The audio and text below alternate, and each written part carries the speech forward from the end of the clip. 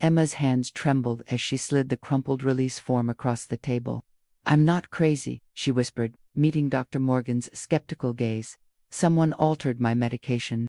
The psychiatrist's eyes widened as he examined the hospital logo was genuine, but the diagnosis code didn't exist in any medical reference. What will Emma risk to expose the truth that nearly destroyed her mind? Like and subscribe to our channel, and share your own experiences in the comments below. Rain pounded against the coffee shop windows as Emma clutched her cup, eyes darting toward the door each time it opened. What neither of them realized was that the manila envelope in her weathered backpack contained not just her hospital release forms but evidence of a pharmaceutical cover-up that would soon put both their lives in danger. "Dr. Morgan," Emma leaned forward, her voice barely audible, above the espresso machine's hiss. "I was a researcher at Helix Pharmaceuticals until 3 weeks ago. Then I woke up in a psych ward with no memory of checking myself in. 2 weeks earlier." Emma stood outside her sister's apartment building, rain soaking through her thin hospital-issued sweater. The Uber driver had been kind enough not to comment on her disheveled appearance or the fact that she'd had him stop at an ATM where she'd withdrawn nearly all her savings. "Trust no one," she'd scrawled on her palm in faded blue ink. A message from herself she didn't remember writing. "Emma, oh my God." Olivia's expression shifted from shock to pity as she opened the door. "Why didn't you call first?" "My phone's gone. Everything's gone." Emma stepped inside, dripping onto the welcome mat. "I need to stay here for a few days." Olivia hesitated. "Blake called me. He said you had some kind of breakdown." "Blake moved my things out." Emma's voice cracked. "He was worried about you, Em. We all were. You stopped showing up for work, then sent those bizarre emails." "What emails?" Olivia's brow furrowed. "The ones about conspiracies at Helix. About them watching you." She guided Emma to the couch. "The doctor said memory gaps are normal after what you've been through." "I wasn't having a breakdown." Emma's hands clenched into fists. "I found something in my research, something about neurosin, then everything went sideways." "Neurosin, the miracle drug everyone's talking about." Olivia's skepticism was palpable. "Emma, you're a brilliant researcher, but Blake said you were talking about government conspiracies, writing coded messages all over your apartment walls." Emma didn't remember any of that. "I need to see my apartment." "Blake packed everything. It's in storage." Olivia disappeared into her bedroom, returning with a small duffel bag. "He brought your essential stuff here. Said you'd probably come to me first." The duffel contained toiletries, 2 changes of clothes, her laptop, and a lab coat she hadn't worn in months. No phone, no research notes. "The doctor said you need rest. That you shouldn't go back to work right away." Olivia's voice was gentle, but firm. "You can stay in my guest room, but you have to promise to take your medication." "What medication?" Olivia pulled out an orange prescription bottle. "Blake found these when he was packing. Apparently, you never took them." Emma examined the bottle. "Neurosin, 25 milligrams.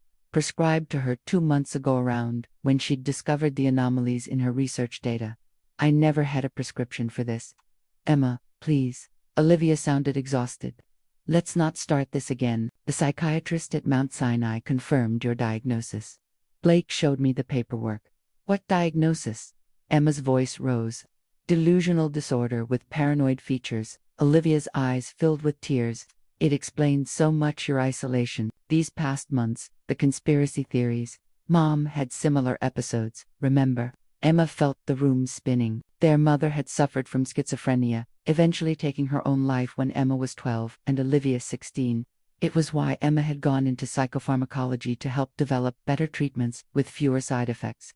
"I'm not Mom." Emma's voice was steel. "And I'm not taking neurosin. That's what started all this." Olivia looked away. "The guest room's made up. We'll talk when you're feeling more stable." That night, Emma examined the contents of the duffel bag more carefully. Hidden in the pocket of her lab coat was a USB drive she didn't recognize. She plugged it into her laptop. The drive contained a single encrypted file. Emma tried various passwords: her birthday, her mother's name, her first pet. Nothing worked. Finally, in desperation, she typed neurozen-side effects. The file opened.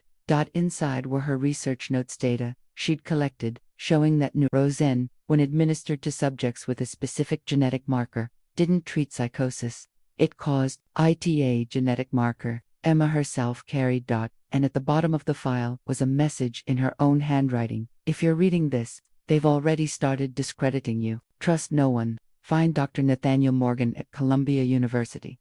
He's the only one who might believe you. Emma closed the laptop, heart pounding.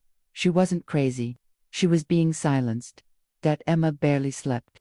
By morning, she'd reviewed all the data on the USB drive 3 times. The evidence was compelling. Norazon showed a 68% increase in psychotic episodes among test subjects with the ACT2R7 genetic variant, a marker present in roughly 2% of the population.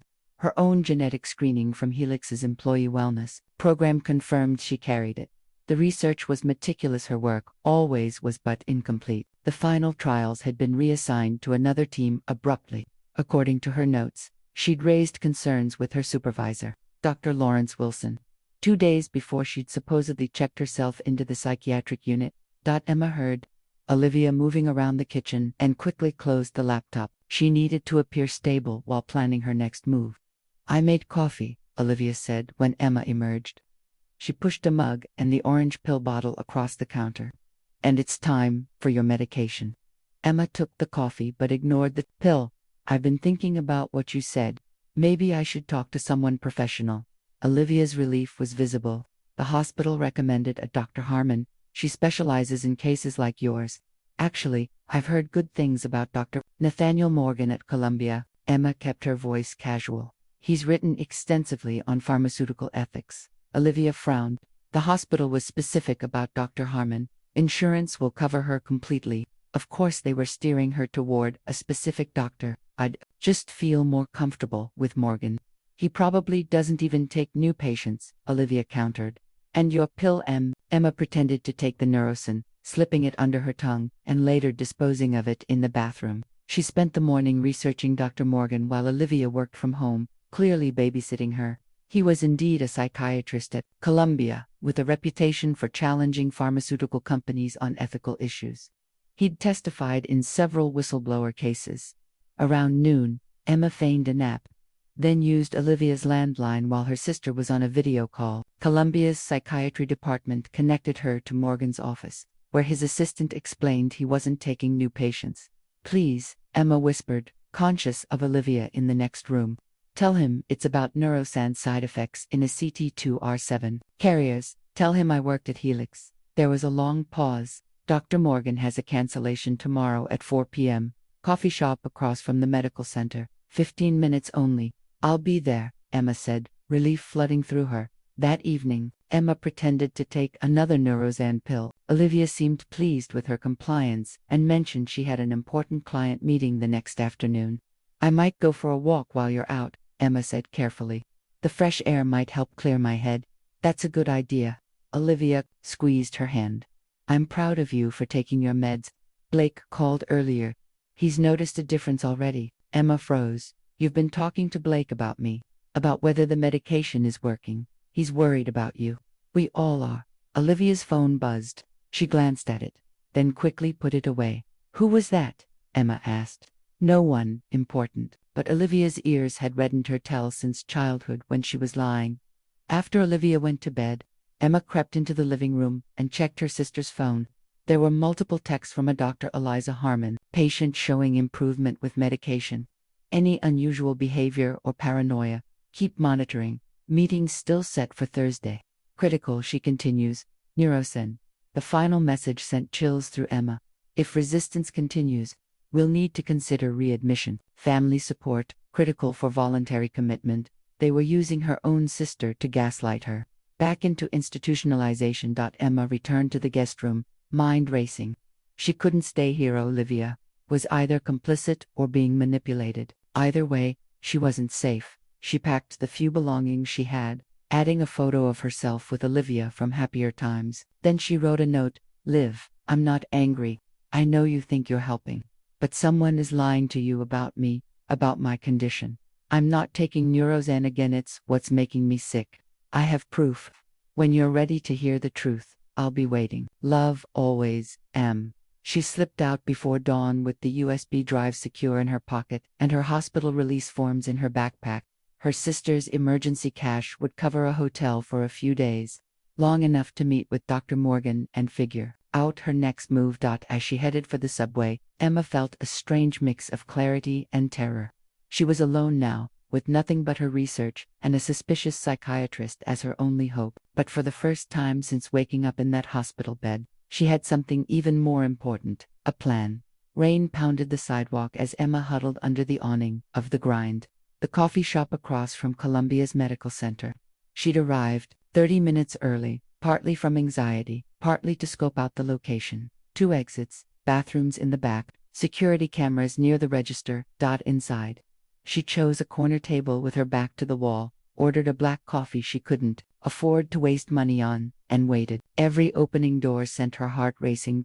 At precisely 4 p.m., a tall man with salt and pepper hair entered, shaking rain from his umbrella. He scanned the room with shrewd eyes until they landed on Emma. Dr. Nathaniel Morgan didn't smile as he approached. "You have 15 minutes, he said, sitting across from her. "My assistant mentioned Neurosin and ACT2R7. Emma had rehearsed this moment for hours, but now words failed her. She pulled out her hospital release form and slid it across the table with trembling hands. "I'm not crazy," she whispered. "Someone altered my medication." Morgan studied the form, his expression shifting from clinical detachment to curiosity. "This diagnosis code doesn't exist in any standard manual." "I know. And this medication protocol, double quotes," he frowned. "Neurosan isn't indicated as a first-line treatment for any condition, let alone at this dosage." Emma leaned forward. "I was a researcher at Helix Pharmaceuticals until 3 weeks ago. Then I woke up in a psych ward with no memory of checking myself in. Memory loss isn't uncommon during psychiatric episodes. I was working on Neurosan," Emma interrupted. "Specifically, its effects on people with the ACT2R7 genetic marker. I found a correlation between the drug and induced psychosis in carriers." Morgan's eyebrows rose. "You're claiming Helix committed you to discredit your research." "I know how it sounds." Emma pulled out the USB drive. "But I have data. And I have this." She showed him her genetic test results from Helix's employee wellness program. "I'm an ACT2R7 carrier." Morgan plugged the drive into his laptop and scanned the files. His expression remained neutral, but Emma noticed his knuckles whitening as he gripped his coffee cup. "This research appears methodologically sound," he finally said, "but it's incomplete. They reassigned me before I could finish. 2 days later, I was voluntarily committed. And you believe they administered Neurosan to induce psychotic symptoms, thus discrediting you." His tone remained skeptical, but there was something else there. Now interest. Emma nodded. "My sister has been giving me Neurosan. She thinks it's treating me. When I refuse, they're planning to have me recommitted." Morgan closed his laptop. "Mies, Matthews, Emma, what you're suggesting would constitute criminal conspiracy, medical malpractice, and corporate fraud on an unprecedented scale. Do you understand the gravity of these accusations?" "I do. That's why I need help proving it." Emma met his gaze steadily. "Why did you agree to meet me, Dr. Morgan? You're not taking new patients." A shadow crossed his face. "I've had concerns about Neurosan's approval process. The FDA fast-tracked it based on unusually positive trial results." He hesitated. "And I've seen 3 patients in the past year with similar presentations, all former Helix employees, all prescribed Neurosan, all diagnosed with sudden onset psychosis." Hope flared in Emma's chest. "You believe me?" "I believe your data warrants investigation." Morgan checked his watch. "Your 15 minutes are up, but I'm not finished." He wrote on a business card. "Meet me at this address tomorrow, 7 p.m. Bring everything you have." As he stood to leave, Emma grabbed his wrist. "Dr. Morgan, they're watching me. My sister, my ex, they're reporting to someone at Helix, a Dr. Harmon." Morgan stiffened. "Eliza Harmon. Yes, you know her. She chairs the ethics committee that APPROVED, Neuroscience Clinical Trials." His expression darkened. "Don't go home, Emma. Find somewhere safe to stay tonight." "I don't have anywhere else to go." Morgan hesitated, then scribbled another address. "My colleague has a furnished rental unit, 1 night only." He handed her a key and several $20 bills. "Use cash for everything. No credit cards, no phone calls." As he turned to leave, Emma called after him. "Why are you helping me?" Morgan paused at the door. "Because 3 years ago, Another whistleblower came to me with similar concerns about a different Helix drug. I didn't believe her. His eyes met Emma's. She killed herself a week later. Her name was Sharon Matthews. Emma felt the floor drop beneath her. My mother's name was Sharon Matthews. I know, Morgan said quietly. That's the other reason I agreed to meet you. The door closed behind him, leaving Emma alone with a key, some cash, and the devastating realization that her mother's death might not have been what she'd always believed. The address Dr. Morgan had given Emma led to a nondescript brownstone in Washington Heights. The studio apartment was sparse but clean: a bed, a desk, a kitchen. Emma dropped her backpack on the floor and sank onto the mattress, mind reeling from Morgan's revelation about her mother. Sharon Matthews hadn't been diagnosed with schizophrenia until her late 30s, unusually late onset. She'd worked as a clinical trial coordinator at ... Emma sat up straight. Had her mother worked at Helix? She couldn't remember. She'd been young when Sharon died, and Olivia had always changed the subject when Emma asked questions. Sleep evaded her. Instead, she spent the night reviewing her research data again, searching for patterns she might have missed. By morning, her eyes were burning, but she'd compiled a list of questions for Morgan. At 6:45 p.m. the next day, Emma arrived at the address Morgan had provided, an upscale apartment building in Morningside Heights. The doorman called up, then directed her to the 11th floor. Morgan answered the door immediately. You weren't followed. I took 3 different subway lines and doubled back twice, Emma said. I think I'm clear. He ushered her into a spacious living room where a young Asian woman sat perched on the edge of a leather sofa. She stood as Emma entered. Emma, this is Vanessa Chen, former data analyst at Helix Pharmaceuticals.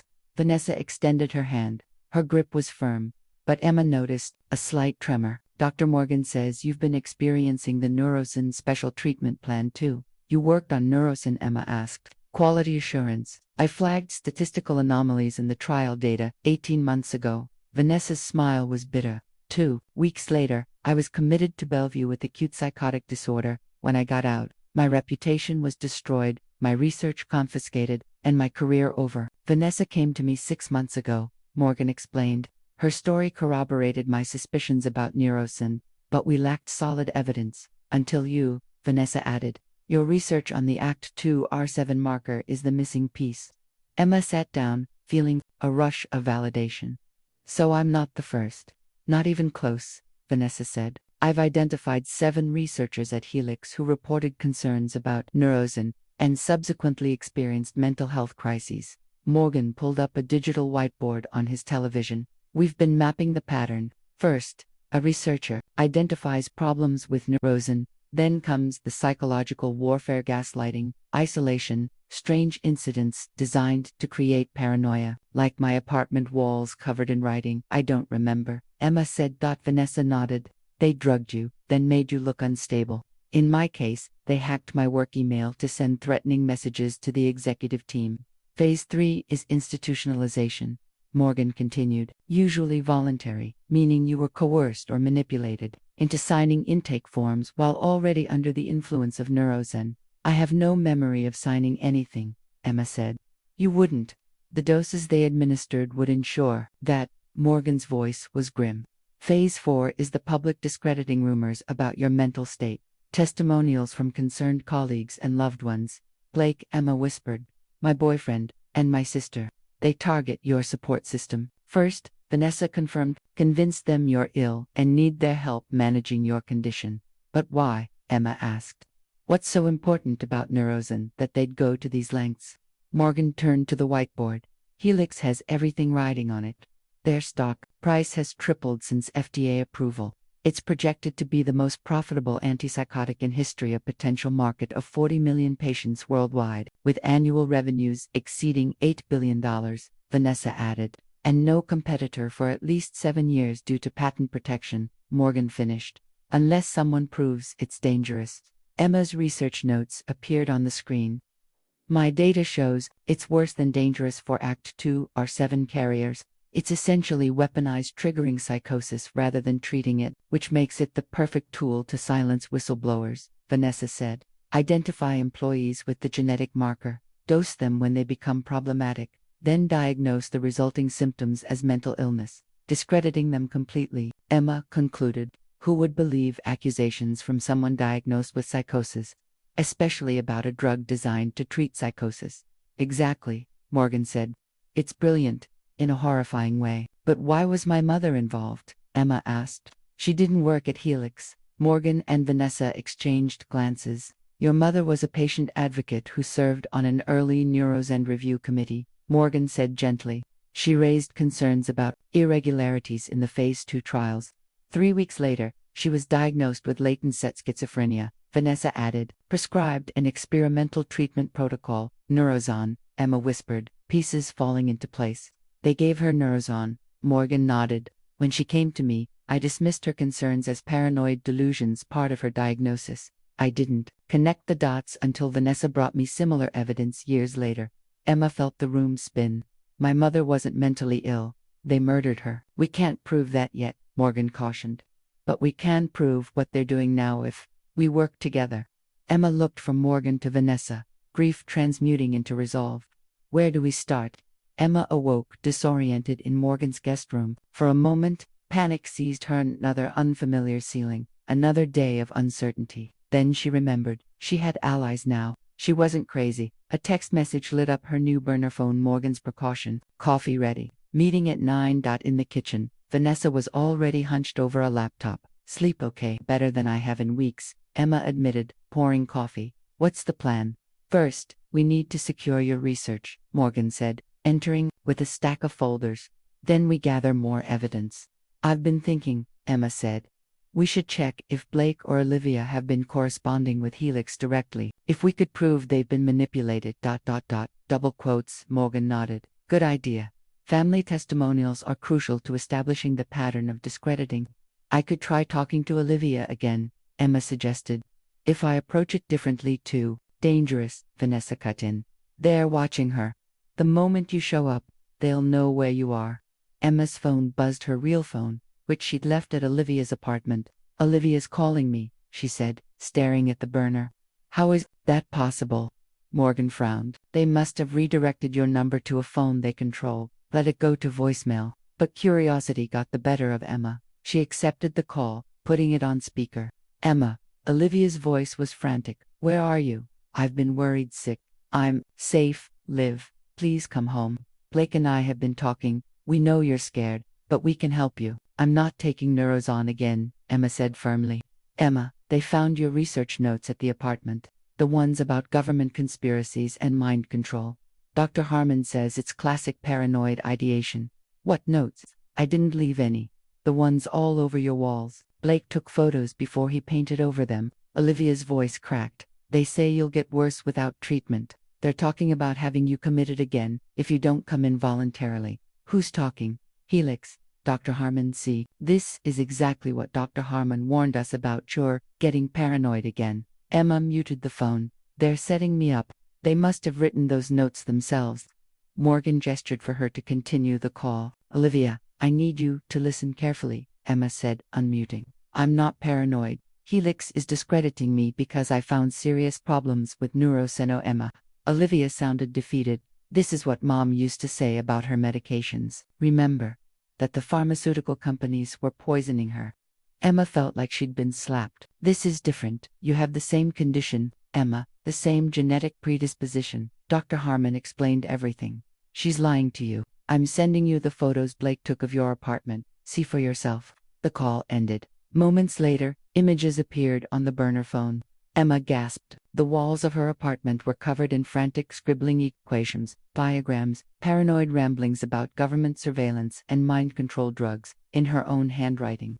I didn't write any of this, she whispered. Vanessa examined the photos. Classic gaslighting. They probably drugged you, had you write it while in a suggestible state, then used it against you. They're good, Morgan muttered. Very good. Emma's hands trembled. My own sister thinks I'm having a psychotic break. That's their playbook, Vanessa said grimly. Isolate, discredit, destabilize. Emma's phone buzzed again with a text from Olivia. Dr. Harmon can see you today at 2 p.m. Please come home. We're all so worried. They're tightening the net, Morgan said.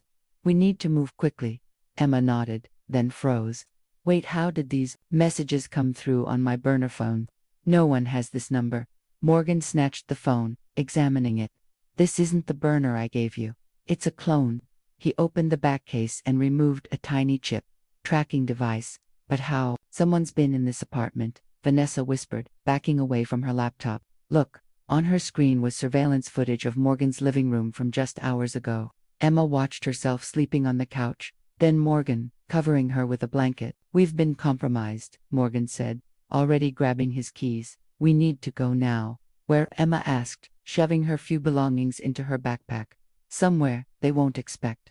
Morgan hesitated, then added, we need to find Lawrence Wilson, my supervisor at Helix. Why would he help us? Because he left Helix 2 weeks ago. No explanation, no forwarding address. Morgan headed for the door, and yesterday, he contacted me. What did he say? Vanessa asked. Just 4 words. They're watching us all. As they hurried down the back stairs, Emma's borrowed phone buzzed one final time.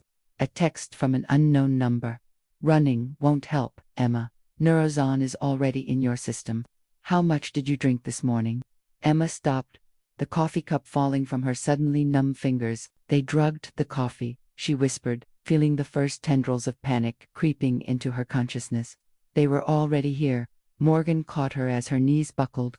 Stay with us, Emma. Fight it. But the world was already beginning to fracture around her, reality splintering into kaleidoscopic fragments as Neuroxon took hold. Emma drifted in and out of consciousness, fragmented images swirling through her mind, her mother's face, distorted lab results, walls covered in her own handwriting, voices echoed around her. 3rd dose in a week. Her system can't handle. Much more need to get it out of her bloodstream. Activated charcoal and fluids. She forced her eyes open. Morgan leaned over her, concern etched on his face. Emma, can you hear me? Where? Her tongue felt swollen, her thoughts scattered like puzzle pieces. Safe house. Vanessa's cousin is a nurse. She's helping us. Emma struggled to sit up. They were in a dingy basement apartment, concrete walls, a small window near the ceiling, letting in a slash of daylight. Anne Forline ran into her arm. A young woman in scrubs approached.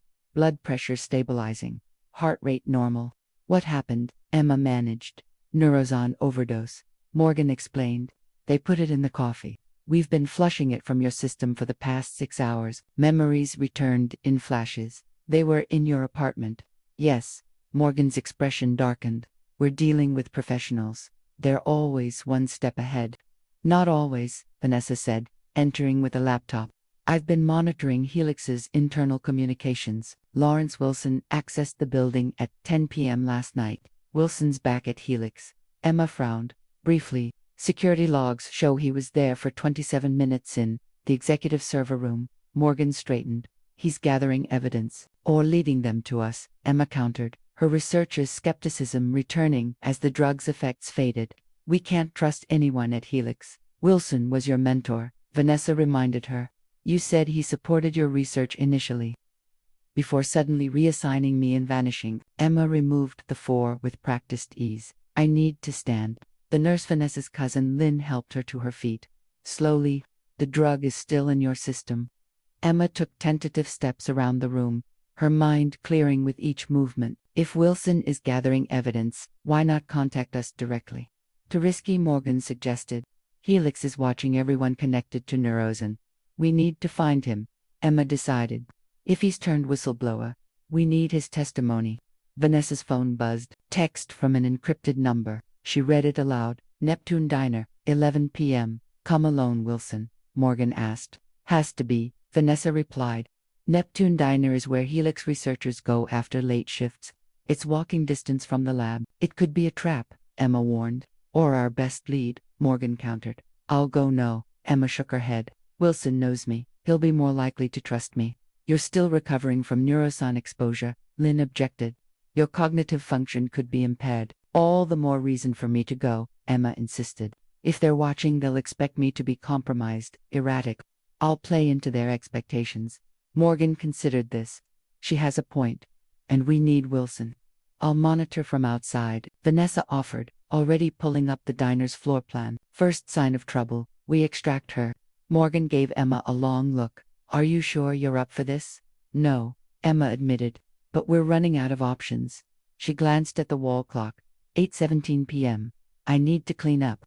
By 10:30, Emma was perched on a stool at Neptune Diner's counter, Nursing a ginger ale. The late-night crowd was sparse through nurses from the nearby hospital, a taxi driver on break, and an elderly man reading a newspaper. No sign of Wilson. At 10:58. The bell above the door jingled. Emma tensed, but didn't turn.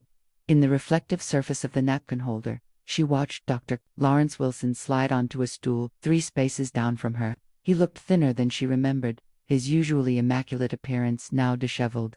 "Try the apple pie," he said without looking at her. "Best in the city." "I preferred cherry," Emma replied, their old lab code for private conversation. Wilson nodded almost imperceptibly. "Bathroom out. 2 minutes." He stood, leaving a few bills by his untouched coffee. Emma waited exactly 2 minutes, then followed. The women's restroom was empty. She hesitated, then pushed open the door to the men's. Wilson stood by the sinks, running water to mask their conversation. "I can't stay long. They're watching." "Who's watching?" "Lawrence." "What's happening at Helix?" "It's worse than you thought." He pulled a flash drive from his pocket. "Everything's here: patient files, trial data, internal memos. The ACT2R7 issue isn't a side effect, Emma. It's intentional." "What do you mean?" Neurozone was designed to affect ACT2R7 carriers differently. Helix has been screening employee genetic data for years, identifying potential whistleblowers before they even joined the company. Emma felt sick. "They knew I carried the marker before they assigned me to the project." Wilson nodded grimly. "You were the control group. They wanted to see how quickly Neurozone would trigger symptoms in someone with your specific genetic profile." "Why? Why would they? Bigger markets?" Wilson's voice was bitter. "If Neurozone could induce symptoms in healthy individuals with specific genetic markers, they could expand their customer base exponentially. Create the disease, then sell the cure. That's monstrous. That's business." Wilson handed her the drive. "There's more. The Neurozone formula has been modified since your research. It can now be administered through skin contact, inhalation, even municipal water supplies at high enough concentrations." Emma's blood ran cold. "Mass delivery." "Exactly. They're preparing for phase 3 trials in selected communities without informed consent." Wilson checked his watch nervously. "I have to go. The evidence is all there, including access codes to Helix's secure servers. Sublevel 3, Archive Room B, contains physical backups. Come with us," Emma urged. "We can protect you." "It's too late for me." Wilson pulled up his sleeve, revealing a rash of circular lesions, injection sites. "They've been dosing me for weeks. My mind is slipping. We can help you detox, just like they did for me. The new formula is different. Irreversible neural pathway alteration." His hands trembled. "I've left you everything you need. Trust Morgan. He's one of the good ones." The bathroom door creaked. Wilson stiffened. "Someone's coming. Take this." He pressed a key card into her palm. "Back entrance to the lab. Security code 7781. Before Emma could respond, Wilson strode past her and out the door. She heard him exchanging casual greetings with someone, then silence. Emma tucked the drive and keycard into her bra, then cautiously opened the door. The diner looked normal. Wilson was gone, and a teenage boy was entering the bathroom she'd just left. She headed for the exit, relief flooding through her. They had evidence now. Real, concrete evidence. Outside, Vanessa was waiting in a parked car. "Did he show?" "Yes." Emma held up the flash drive. "And he gave us a way into Helix?" "Absolutely not," Morgan said when Emma and Vanessa proposed breaking into Helix's research facility. "We have Wilson's flash drive. That should be enough." They'd gathered in Lynn's apartment to review Wilson's evidence-damning collection of falsified trial data, internal memos about the ACT2R7 initiative, and emails explicitly discussing using Neurozone to discredit potential whistleblowers. "It's not enough," Emma argued. "Most of these files could be dismissed as altered or fabricated in court. We need the original physical documents from Archive Room B.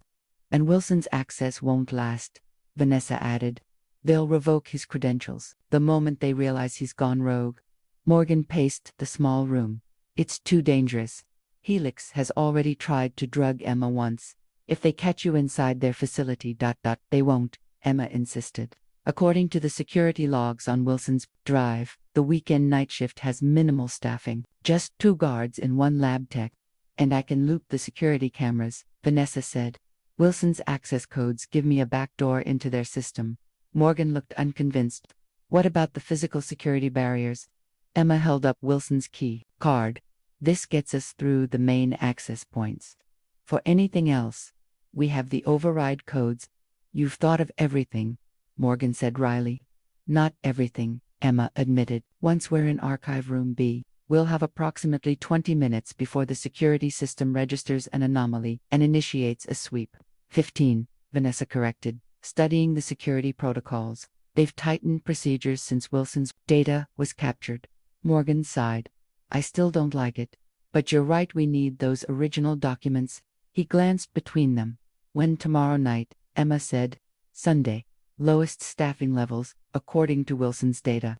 I'll create a distraction outside the main entrance, Morgan offered. Draw the guards' attention away from the surveillance feeds, and I'll stay in the car with the computer, managing the security systems, Vanessa added. Emma goes in alone. Emma nodded, ignoring the flutter of fear in her chest. I know exactly what we're looking for. The following night, Emma sat in the back of Vanessa's cousin's borrowed car, parked in a loading zone behind Helix Pharmaceutical's research facility. She wore black jeans, a dark hoodie, and latex gloves not to avoid fingerprints, but to prevent any skin contact with potential neurozyme residue. Security feeds are looping, Vanessa confirmed, fingers flying across her laptop keyboard. Motion sensors temporarily disabled. You'll have 15 minutes once you reach the archive room. Emma checked her watch. 17 a.m. Morgan should be creating his distraction right about a car alarm blared from the front parking lot, followed by shouts. Now, Vanessa finished. Go. Emma slipped out of the car and hurried to the service entrance. Wilson's keycard worked smoothly, granting her access to a dimly lit corridor. Following the memorized floor plan, she navigated through the deserted building toward the elevator banks. The elevator required both the keycard and a 6-digit code. Emma punched in 778,109, holding her breath until the panel flashed green and the doors slid open. I'm in the elevator, she whispered into her earpiece. Heading to sublevel 3. Copy, Vanessa replied. Motion sensors show the guards are still at the main entrance with Morgan. You're clear. The elevator descended smoothly. When the doors opened, Emma found herself in a sterile white corridor lined with unmarked doors. According to Wilson's map, Archive Room B was at the end of the hall, past the main laboratory. She moved quickly but cautiously, heart pounding against her ribs. The laboratory's glass walls revealed empty workstations, computer screens glowing softly in the darkness. Emma averted her eyes from her own former desk, not wanting to be distracted by memories. At the end of the corridor stood a heavy steel door labeled simply B. Another keycard swipe, another code. I'm at Archive Room B, Emma murmured, entering now. 11 minutes remaining, Vanessa confirmed. The archive room was smaller than Emma had expected, about the size of a generous walk-in closet, with floor-to-ceiling filing cabinets lining 3 walls. The 4th wall held a computer terminal. Where do I start? Emma whispered. Wilson's notes mentioned Cabinet 17. Drawer C, Vanessa replied. That should contain the original Neurosyn trial data. Emma located Cabinet 17 and pulled open Drawer C. Inside were dozens of manila folders, each labeled with a project code.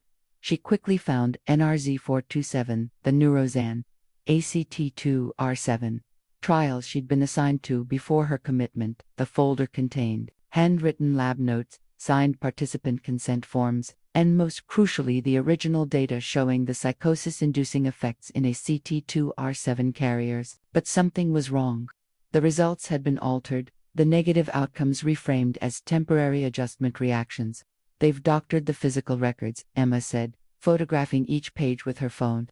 But they left enough evidence to prove tampering. 8 minutes, Vanessa warned. Emma moved to Cabinet 12, which according to Wilson's notes contained personnel files. She quickly located her own a thick folder documenting her deteriorating mental state in the weeks before her commitment. Again, the evidence had been fabricated, D-mails she'd never sent, psychiatric evaluations she'd never undergone. They created a paper trail to support their narrative, Emma realized, photographing everything. 5 minutes, Vanessa said tensely. Guards are finishing up with Morgan. They'll be heading back to the security desk soon. Emma hurried to the computer terminal and entered Wilson's administrative credentials. The system granted her access. 2 restricted files, including one labeled Project Renaissance. Vanessa, I found something called Project Renaissance. It's not on Wilson's drive. Can you download it? Emma inserted a blank flash drive into the terminal. Trying now. The file was massive gigabytes of data on what appeared to be a global initiative to introduce Neurosan into public water supplies, beginning with test communities in economically disadvantaged areas. My God, Emma breathed. They're planning mass distribution. 3 minutes, Vanessa urged. Download what you can and get out. The progress bar crawled across the screen. 62%, 73%, 81%. Emma, guards are returning to their stations, Vanessa warned. Wrap it up now. Almost there. Emma watched anxiously as the download reached 96%. A chime signaled completion. Emma pocketed the drive and turned to leave, then froze as a final folder caught her eye. It was labeled simply, S. Matthews, her mother's file. Emma, you need to leave, now.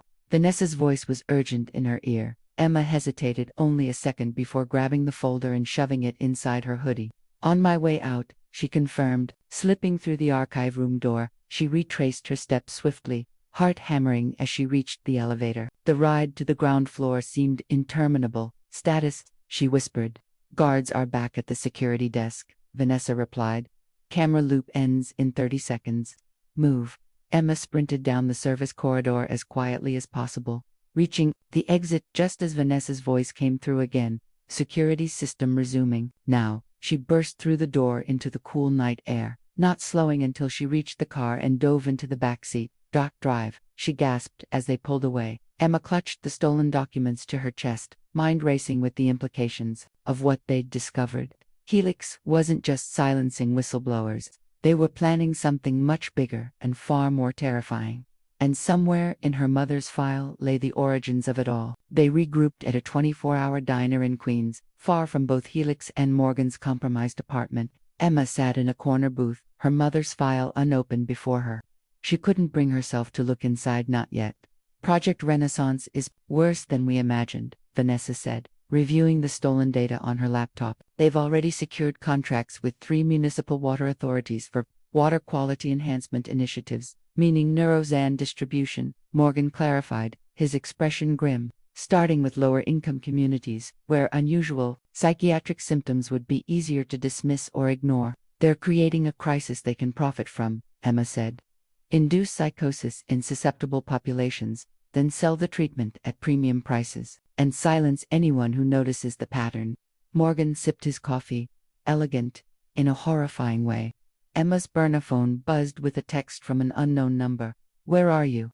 We need to talk. Live, my sister, Emma said, showing them the message. Don't respond, Vanessa warned. They're trying to track you. Olivia might not be working with them willingly, Emma protested. They could be manipulating her, like they did with my boyfriend. We can't take that risk, Morgan said firmly. Not until we get this evidence to someone who can help. Who? Emma asked. Helix has connections throughout the pharmaceutical regulatory system. Wilson's files show they've got people at the FDA, in research journals, even in Congress. I know a journalist, Morgan said. Maya Winters at the Post. She broke the Vantage Pharmaceutical scandal last year. She's thorough, ethical, and fearless. Can we trust her? Vanessa asked. More than anyone else right now. Morgan checked his watch. It's nearly 4 a.m. We should get some rest. Meet with Maya tomorrow afternoon. Emma nodded, suddenly aware of her bone-deep exhaustion. Where do we go? All our previous locations are compromised. I have a cabin upstate, Morgan offered. Off the grid. No internet, no cell service. We can hole up there until the meeting with Maya. Perfect, Vanessa said, already packing up her laptop. They paid in cash and slipped out of the diner, taking Morgan's car toward the Catskills. Emma dozed in the back seat, her mother's file clutched to her chest, waking only when they pulled onto a gravel road shortly after dawn. The cabin was rustic but comfortable, 2 bedrooms, a stone fireplace, and a well-stocked pantry. Most importantly, it was isolated, with dense woods, providing natural security. Get some sleep, Morgan advised as he showed them to their rooms. We'll leave for the city around noon. Emma collapsed onto the bed fully clothed, intending only to rest her eyes for a moment. She awoke hours later to the smell of coffee and the sound of hushed conversation. Vanessa and Morgan were huddled over the dining table, reviewing their evidence and preparing what to present to the journalist. You should see this, Vanessa said, noticing Emma in the doorway. She turned her laptop screen to show a breaking news headline. Helix Pharmaceuticals reports break-in at research facility. Industrial espionage suspected. They're getting ahead of the story, Morgan explained, painting us as corporate spies or competitors. Emma sank into a chair. They know it was us. Probably, Morgan admitted. But they don't know what we have, and they certainly don't know about Project Renaissance. Emma finally opened her mother's file. Inside was a complete history of Sharon Matthews' involvement with Helix, her appointment to the early Neurozan Review Committee, her initial concerns about trial data, and the subsequent campaign to discredit her. The final pages documented her treatment with Neurosyn and her deteriorating mental state. The last entry, dated 3 days before her suicide, was chilling in its clinical detachment. Subject continues to resist therapeutic protocol. Recommend increased dosage despite destabilization risk. Emma closed the file, hands trembling with rage and grief. They murdered her. They drove her to suicide with the same drug they used on me. Morgan squeezed her shoulder gently. Now we have proof. We can expose them and make them pay, Vanessa added. They gathered their evidence and headed back to the city, arranging to meet Maya Winters at a quiet cafe near Columbia University. Morgan went in first to ensure it wasn't a trap, then texted the outlier. The journalist was younger than Emma had expected. Early 30s, with sharp eyes and a no-nonsense demeanor. Dr. Morgan says you have evidence of corporate malfeasance at Helix, Maya said after introductions. I'm listening. For the next hour, they presented their findings, the falsified trial data, the targeted use of Neurozan against whistleblowers, and the plans for wider distribution through public water systems. Maya took meticulous notes, asking pointed questions that revealed her extensive knowledge of pharmaceutical regulation. This is explosive, she finally said. But before I can publish, I need independent verification of your technical claims about the Act 2 R7 marker. We anticipated that, Morgan said. I've arranged for a colleague at Johns Hopkins to review the data anonymously. Good. Maya closed her notebook. I'll need 48 hours to corroborate what I can and prepare the story. In the meantime, lay low. Helix will come at you with everything once this breaks. They agreed to meet again in 2 days, with Maya promising to bring her editor and the newspaper's legal team. As they left the cafe, Emma felt a flicker of hope for the first time in weeks. They had a plan. They had evidence. They might actually win. That hope evaporated the moment she saw Olivia standing by Morgan's car. Emma, her sister, rushed toward her. Thank God I found you. Emma froze. Olivia, how did you? Blake saw you near Columbia. He called me right away. Olivia gripped Emma's hands. You have to come home now. Dr. Harmon says your condition is deteriorating. She's worried you might hurt yourself. Olivia, listen to me, Emma said urgently.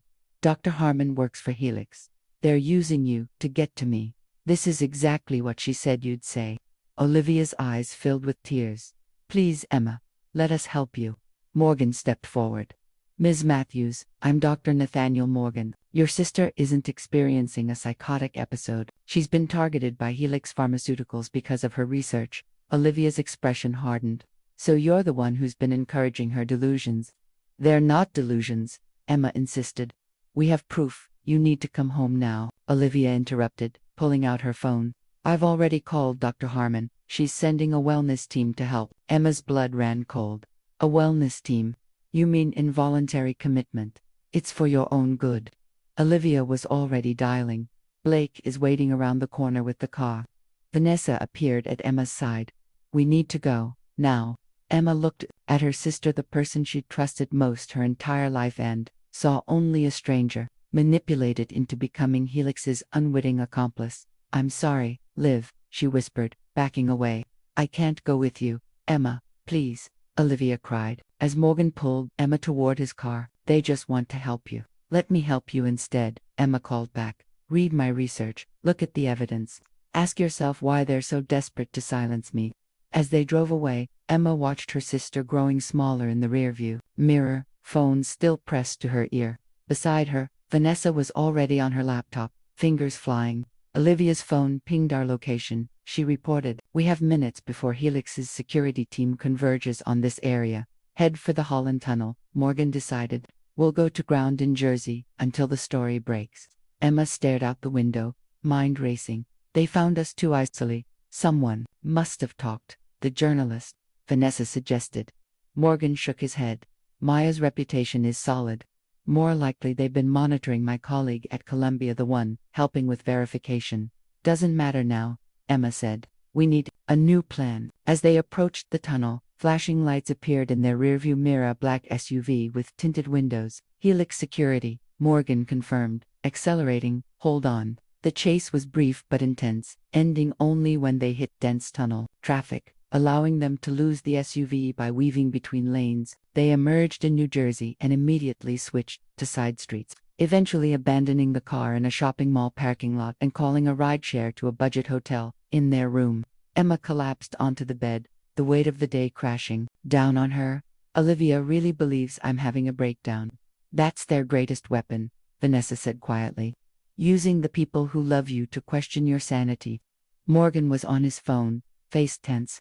Maya's not answering. A notification appeared on Vanessa's laptop. A breaking news alert. Her face paled as she read it. What is it? Emma asked. Vanessa turned the screen so they could see the headline. Disgraced researcher, sought for questioning in Helix break. History of mental illness cited. Below was Emma's professional headshot from the Helix website, alongside a quote from Dr. Eliza Harmon, expressing deep concern for Dr. Matthews' well-being, and urging her to return for treatment. The final paragraph mentioned that Emma was believed to be in the company of 2 other individuals with documented psychiatric issues. The net was tightening. And with Olivia's betrayal willing or unwitting, Emma's last connection to her old life had been severed. What now? She asked, fighting back tears of exhaustion and frustration. Morgan's expression was grim but determined. Now we disappear. Until Maya's story breaks. We trust no one. They switched hotels twice more that night, paying cash and using false names. By morning, they had settled in a rundown motel off the New Jersey Turnpike. The kind of place that didn't ask questions when guests paid 3 nights in advance with crumpled bills.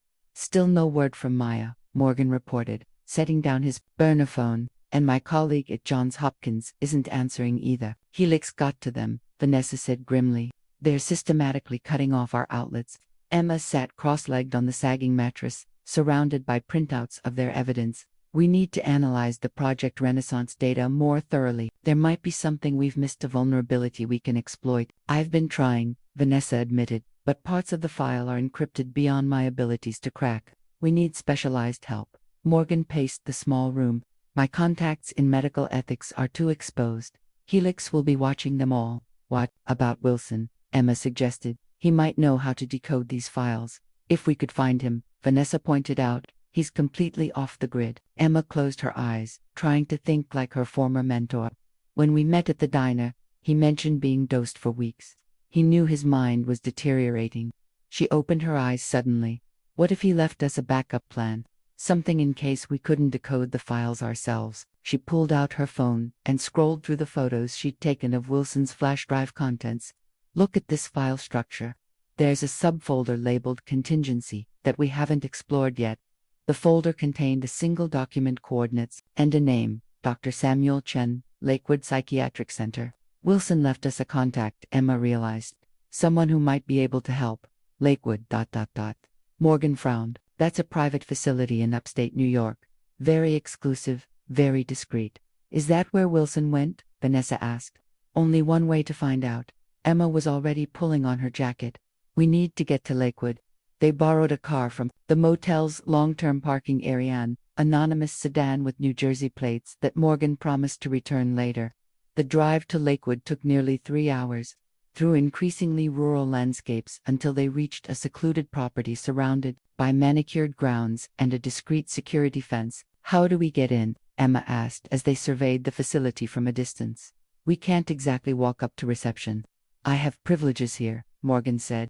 I've consulted on cases in the past.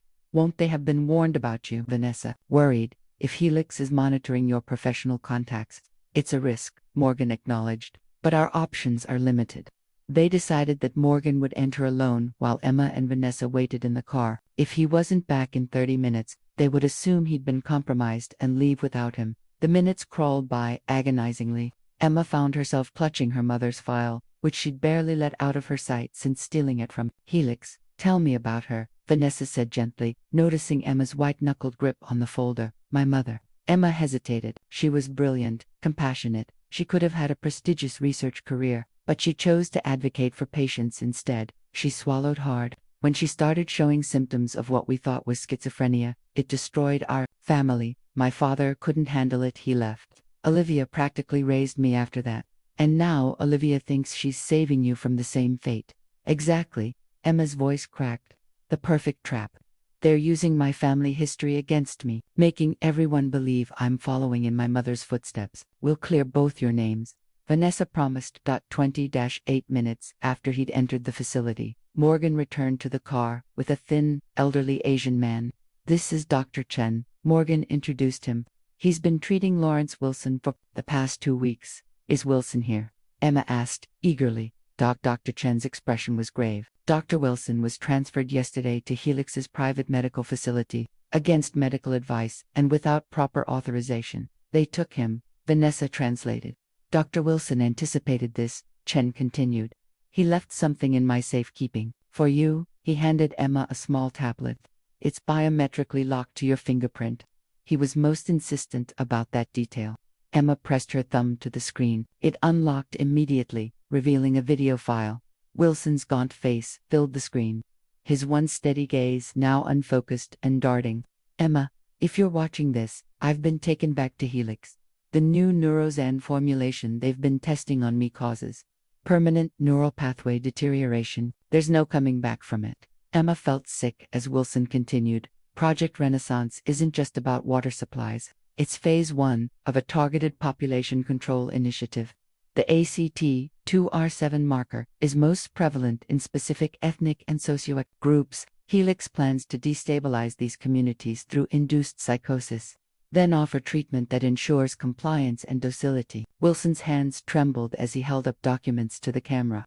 I've decoded the full Renaissance protocol. The encryption key is Sharon Matthews, patient 0. Your mother was the first.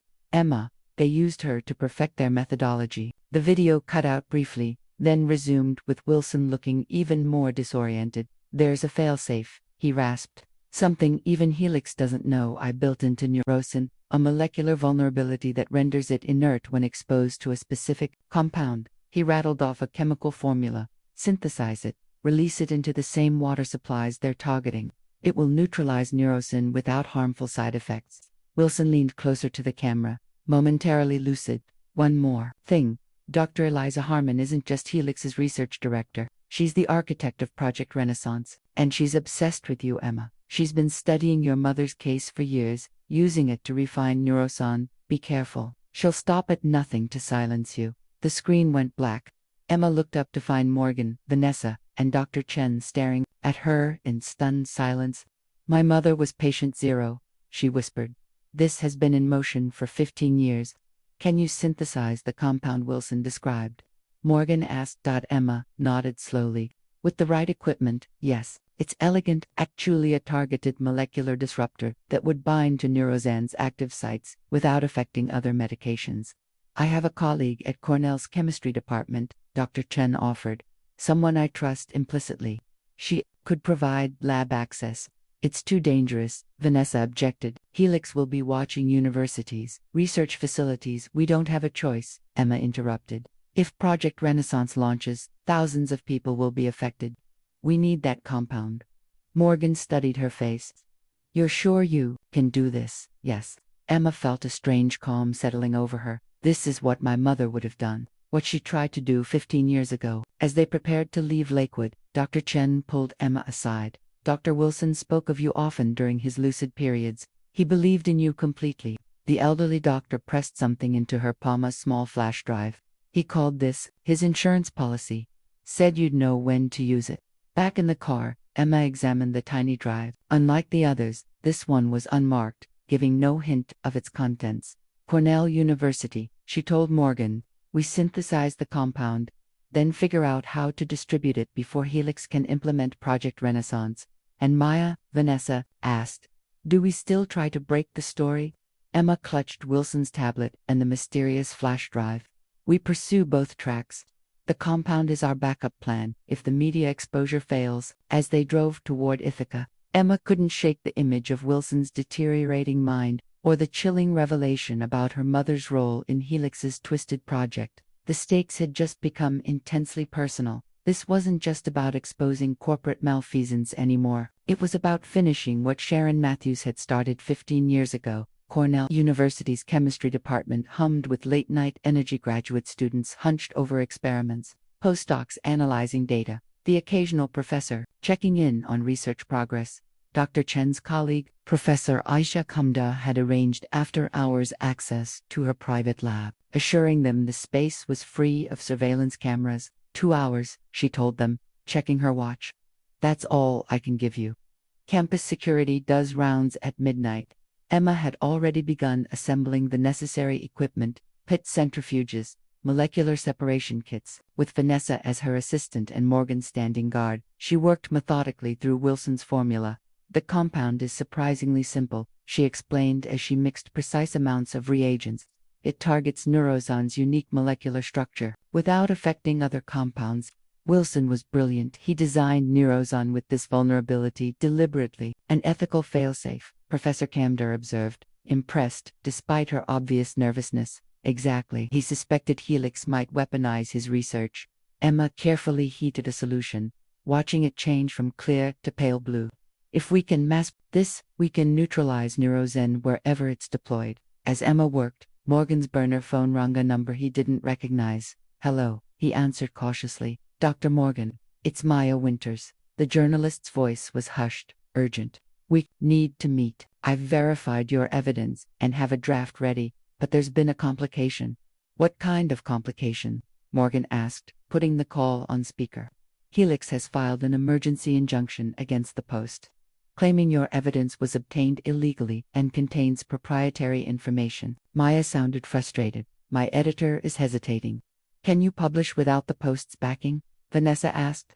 I'm working on alternative outlets, Maya replied, but I need to see you in person. These lines aren't secure. They arranged to meet at a 24-hour diner near the Cornell campus in 1 hour, enough time for Emma to finish synthesizing the compound. Almost done, Emma announced as she carefully transferred the blue liquid into several small vials. This is the concentrated form. It would need to be diluted for water supply distribution, but even in this state, it would neutralize Neurozen on contact. Professor Camder provided specialized containers for transporting the vials safely. Whatever you're involved in, she told Emma, be careful. I've heard rumors about Helix's aggressive tactics with researchers. We know firsthand, Emma said grimly, securing the vials in her backpack. They thanked the professor and slipped out of the building, taking a route to the diner to ensure they weren't followed. The place was nearly empty at that hour, just a couple of truckers at the counter, and a waitress scrolling through her phone. Maya was already there, occupying a booth in the back corner. She looked tired but alert, a leather portfolio on the table before her. Thank you for coming, she said as they slid into the booth. The situation has escalated beyond what I anticipated. How so? Morgan asked. Helix isn't just trying to block publication. They're targeting anyone connected to the story. Maya lowered her voice. My apartment was broken into yesterday. My laptop was stolen, along with my notes. Did you have backups? Vanessa asked urgently. Of course, but that's not the point. Maya's expression was grim. They left a message, a prescription bottle of Neurozen on my pillow. Emma felt a chill run through her. They're threatening you with the same treatment they gave us. It gets worse, Maya continued. The FDA just announced an expedited review of Neurozen for expanded applications, including water treatment, Emma finished. Project Renaissance is being fast-tracked. Maya nodded. The first deployment is scheduled for next week in 3 communities. All low-income areas with high concentrations of ACT2R7 carriers. We're running out of time, Morgan said. What about your story? Without the Post's backing, where can you publish? I'll have a contact at ProPublica, Maya replied. They're interested, but they want to fact-check everything independently, which takes time we don't have. What about going direct? Vanessa suggested. Social media, independent news sites. We'd be dismissed as conspiracy theorists, Morgan pointed out. Without an established outlet's credibility behind us, Helix would easily discredit the story. Emma had been quiet, turning over options in her mind. What if we combined approaches?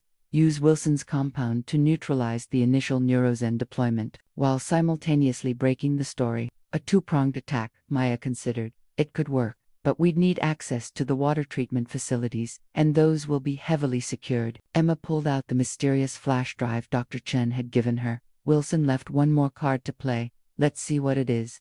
She connected the drive to Vanessa's laptop. It contained a single video file and other message from Wilson, but this one appeared to have been recorded much earlier, before the neurozen had significantly affected him. Emma, if you're watching this, you've discovered Project Renaissance and are looking for a way to stop it, Wilson began.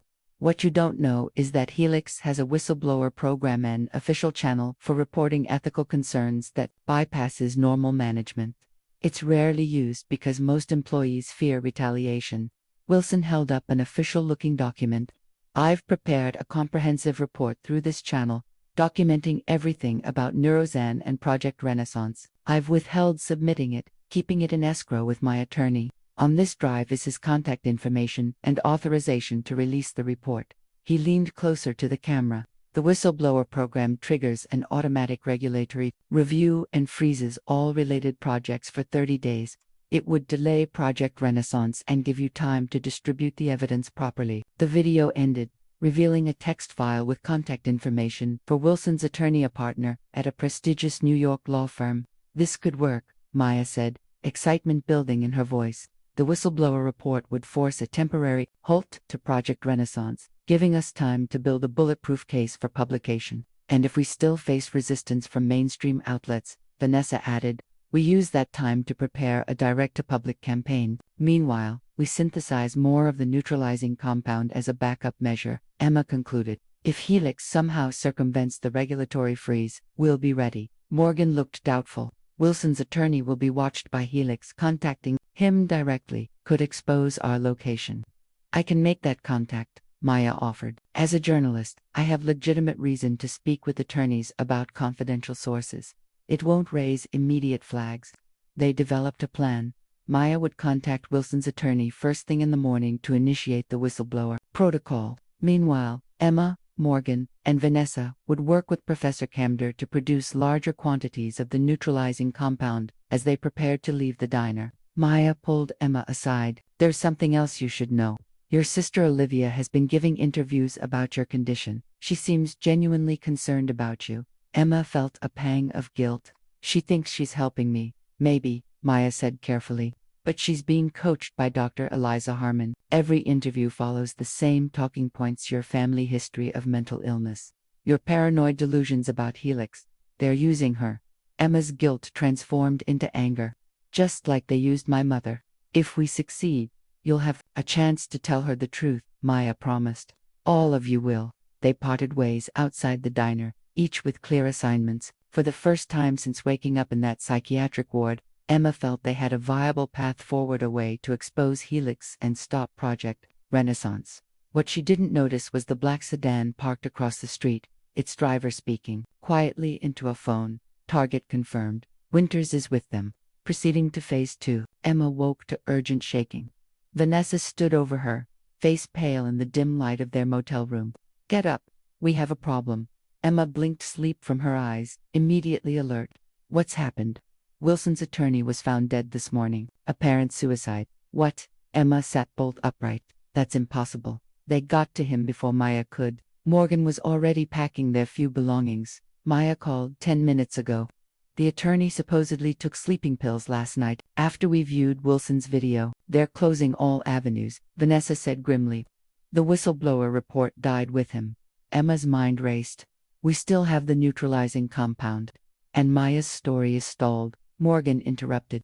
The Post's legal team is now citing the attorney's death as further reason to delay publication. They're spooked. So we're back to square one, Emma said, deflated. Vanessa's laptop chimed with an incoming video call from an unknown number. They exchanged wary glances before Vanessa accepted the call. Dr. Lawrence Wilson's face appeared on screen, but he was barely recognizable. His eyes were vacant, his movements jerky and uncoordinated. Behind him, Emma could make out what looked like a hospital room. Dr. Wilson, she ventured. Emma, his voice was slurred. They've found me. They know what I told you. Where are you, Lawrence? Helix Medical Center, private wing. Wilson's eyes darted nervously. Off camera. They're monitoring this call. I don't have long. We saw your videos, Emma said quickly. We synthesized the compound. We know about Project Renaissance. Wilson's expression flickered with something like relief. Good, that's good. He leaned closer to the camera, lowering his voice. Emma, listen carefully. Dr. Harmon knows you have the formula. She's deployed security teams to find you.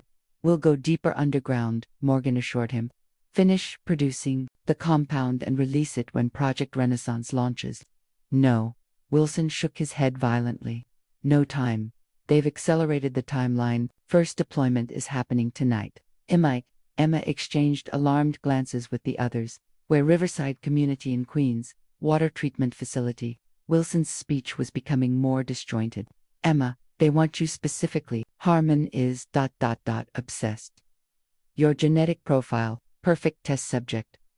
The video shook as someone entered the room, off camera.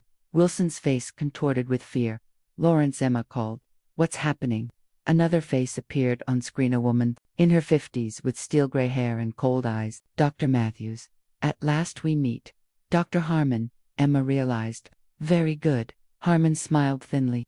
I see Lawrence has been quite informative. How unfortunate. Let him go, Emma demanded. He needs proper medical care. Dr. Wilson is receiving the best possible treatment for his condition. Harmon's tone was clinically detached. A condition you share, Emma. The ACT2R7 variant makes you both uniquely suited to our research. You mean your attempts to weaponize Neurozen? Such a limited perspective. Harmon sighed. Neurozen isn't a weapon, it's a tool for social optimization. Imagine communities free from violence, addiction, non-compliance, productivity increased by 40%, healthcare costs reduced by 60%, by inducing psychosis in vulnerable populations, then forcing them onto maintenance doses. Emma's disgust was palpable. That's not medicine. It's chemical imprisonment. Your mother understood, Harmon said, her voice softening unexpectedly, before her unfortunate reaction to the early formulation. Sharon was a visionary who saw Neurozone's potential. You murdered my mother, Emma snarled. I tried to save her. Harmon's expression hardened. Just as I'm trying to save you, Emma, your genetic profile is extraordinary, even more responsive to Neurozen than your mother's was. With proper dosing, you could become our most valuable research subject. Emma struggled to contain her rage. Is that why you had me committed, to study my reactions? Precisely. Your work on ACT2R7 markers was impressive, but your value as a subject far exceeds your value as a researcher. Harmon glanced at her watch. Now, I'm offering you a choice. Surrender yourself to our care within 3 hours, and Dr. Wilson will receive the experimental treatment that might restore his cognitive function. And if I refuse, then I accelerate his dosage to terminal levels, and we proceed with detaining your sister Olivia instead. Harmon's smile was cold. She carries a modified version of the ACT2R7 marker. Not as ideal as yours, but adequate for our purposes. You wouldn't dare. I've already signed the commitment papers, citing her escalating concern for your welfare as evidence of shared delusional disorder. Harmon held up an official-looking document, a common phenomenon among siblings with genetic predispositions to psychosis. Emma felt physically ill. You're bluffing, am I? Harmon turned the camera to show Wilson strapped to a hospital bed, and for dripping clear fluid into his arm. Dr. Wilson's current dosage will cause permanent brain damage within 24 hours. Olivia's intake evaluation is scheduled for 2 p.m. today. She turned the camera back to her face. Your choice, Emma. Yourself, or the people you care about. The call ended abruptly, leaving Emma staring at a blank screen. It's a trap, Morgan said immediately. If you surrender, they'll silence you permanently. But if I don't, they'll destroy Wilson's mind completely and commit Olivia. Emma pressed her palms against her eyes. God, what do I do? We take the fight to them, Vanessa said with sudden determination. Tonight's deployment in Queens, if we can neutralize it publicly, with witnesses, with Maya documenting everything. It could break the story wide open, Morgan finished. Forced media attention, regardless of legal threats. But what about Wilson? And Olivia? Emma's voice cracked. Morgan placed a gentle hand on her shoulder. We can't save everyone, Emma. Not immediately. But exposing Project Renaissance is the only way to save them all in the long run. Emma took a shuddering breath, then nodded. You're right. Stopping the deployment has to be our priority. They spent the next hour outlining a desperate plan. Vanessa would coordinate with Maya to ensure media presence at the Riverside Water Treatment Facility. Morgan would use his remaining medical contacts to quietly warn Riverside community clinics about potential water contamination, ensuring they were prepared for any affected patients, and Emma would personally deliver the neutralizing compound to the facility's main intake system. "It's too dangerous for you specifically," Morgan argued. "You're their primary target." "Which makes me the perfect distraction," Emma countered. "While they're focused on capturing me, you and Vanessa can ensure the neutralizing agent is properly deployed and documented." They spent the afternoon preparing diluting the compound to the precise concentration needed for the water supply, gathering supplies, coordinating with Maya. As evening approached, Emma found herself standing before a small mirror in the motel bathroom, hardly recognizing the woman who stared back. Her face was thinner, her eyes harder. Just weeks ago, she'd been a respected researcher with a promising career. Now she was a fugitive preparing for what might be a suicide mission. Her phone buzzed with a text from Morgan, who had gone ahead to scout the facility. Security heavier than expected. At least a dozen guards. Harmon on site personally. Emma wasn't surprised. Harmon would want to witness her triumph firsthand. A knock at the bathroom door. Vanessa stood there, holding out a small vial of the blue compound. "Last dose, just in case." Emma took it, securing it in an inner pocket. "If this goes wrong, it won't," Vanessa interrupted firmly. "But if it does, Maya has copies of everything. The story will break with or without us." They embraced briefly, two women who had become allies through shared persecution. Then, gathering their courage, they headed out into the gathering darkness toward Riverside, where Helix's grand experimenta, their desperate countermeasure, would soon begin. The Riverside Water Treatment Facility loomed against the night sky, its perimeter illuminated by from their vantage point across the street. Emma, Morgan, and Vanessa observed the heightened security armed guards patrolling the fence line, ID checkpoints at every entrance, and black SUVs with tinted windows parked strategically around the complex. "This isn't normal security for a water treatment plant," Morgan muttered. "They've mobilized a private army." "Confirms they're moving forward tonight," Emma said. "Where's Maya?" Vanessa checked her phone.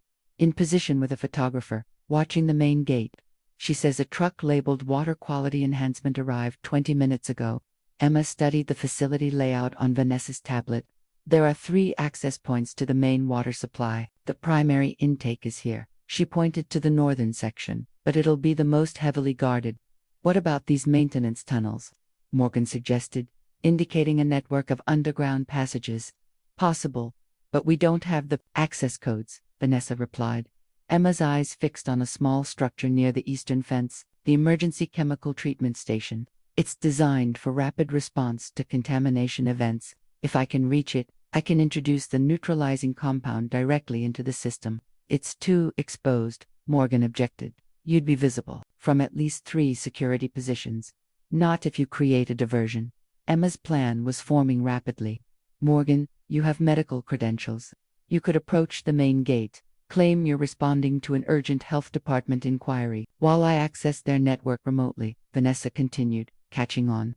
"If I can trigger a system alert, the guards would be pulled to the main gate and the control room," Emma finished. Leaving the emergency station temporarily unattended, they fine-tuned the details, synchronized watches, and divided the neutralizing compound between them as backup. The plan was risky, dependent on split-second timing and more than a little luck. "If anything goes wrong," Emma said finally, "get out immediately. The compound is the priority, not me. We go together or not at all." Morgan insisted. Emma shook her head. "Promise me, if I'm captured, you finish the mission." Reluctantly, they agreed. At precisely 11:30 p.m., they moved into position.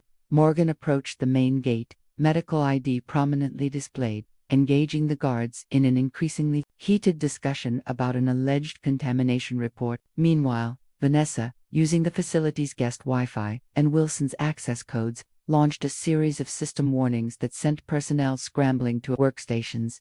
ML seized the momentary confusion to slip through a gap in the fence near the emergency station. Heart pounding, she sprinted across open ground, pressing herself against the station's concrete wall. So far, undetected. The station door required a keycard. Emma pulled out Wilson's card, praying it hadn't been deactivated. A breathless moment as the reader processed. Then a green light and a soft click. Inside, chemical feed pumps hummed steadily. Emma quickly identified the main injection system, a series of dosing pumps connected to the water supply. And there, clearly labeled but secured behind plexiglass, was a reservoir of clear liquid Neurozen, prepared for distribution. Emma worked quickly, picking the simple lock on the plexiglass cabinet and accessing the reservoir. She was carefully measuring the neutralizing compound when a voice behind her froze her in place. "I knew you'd come personally. You're so like your mother." Emma turned slowly. Dr. Eliza Harmon stood in the doorway, flanked by 2 security guards, with weapons drawn. "It's over, Emma," Harmon said calmly. "The Neurozen has already entered the system. You're too late." Emma glanced at the reservoir still full. "You're lying." "That's a decoy," Harmon smiled. "The real distribution happened an hour ago, from a different access point. By morning, every resident of Riverside will have received their first dose." Emma's hand closed around the vial in her pocket. "Why are you doing this? You're a doctor. You took an oath to do no harm." "I'm preventing harm on a massive scale." Harmon stepped closer. "Do you know how many lives are destroyed annually by violence in these communities? How many children grow up in chaos because their parents can't control their impulses? Neurozen creates order, stability, through chemical subjugation, through treatment." Harmon's voice hardened. "Your mother understood this before you and your sister poisoned her against the project." "What are you talking about?" "I was 12 when she died, old enough to plant doubts, to make her question our work." Harmon's expression darkened with old resentment. "Sharon was my partner in developing Neurozen. We shared a vision of a better society. Then she spent a weekend with you girls, and returned suddenly concerned about ethics and consent." The pieces clicked into place. "You didn't just work with my mother. You were friends. More than friends." Harmon's voice softened momentarily. "We were going to change the world together. Then she betrayed everything we'd built. So you tested Neurozen on her, your own partner."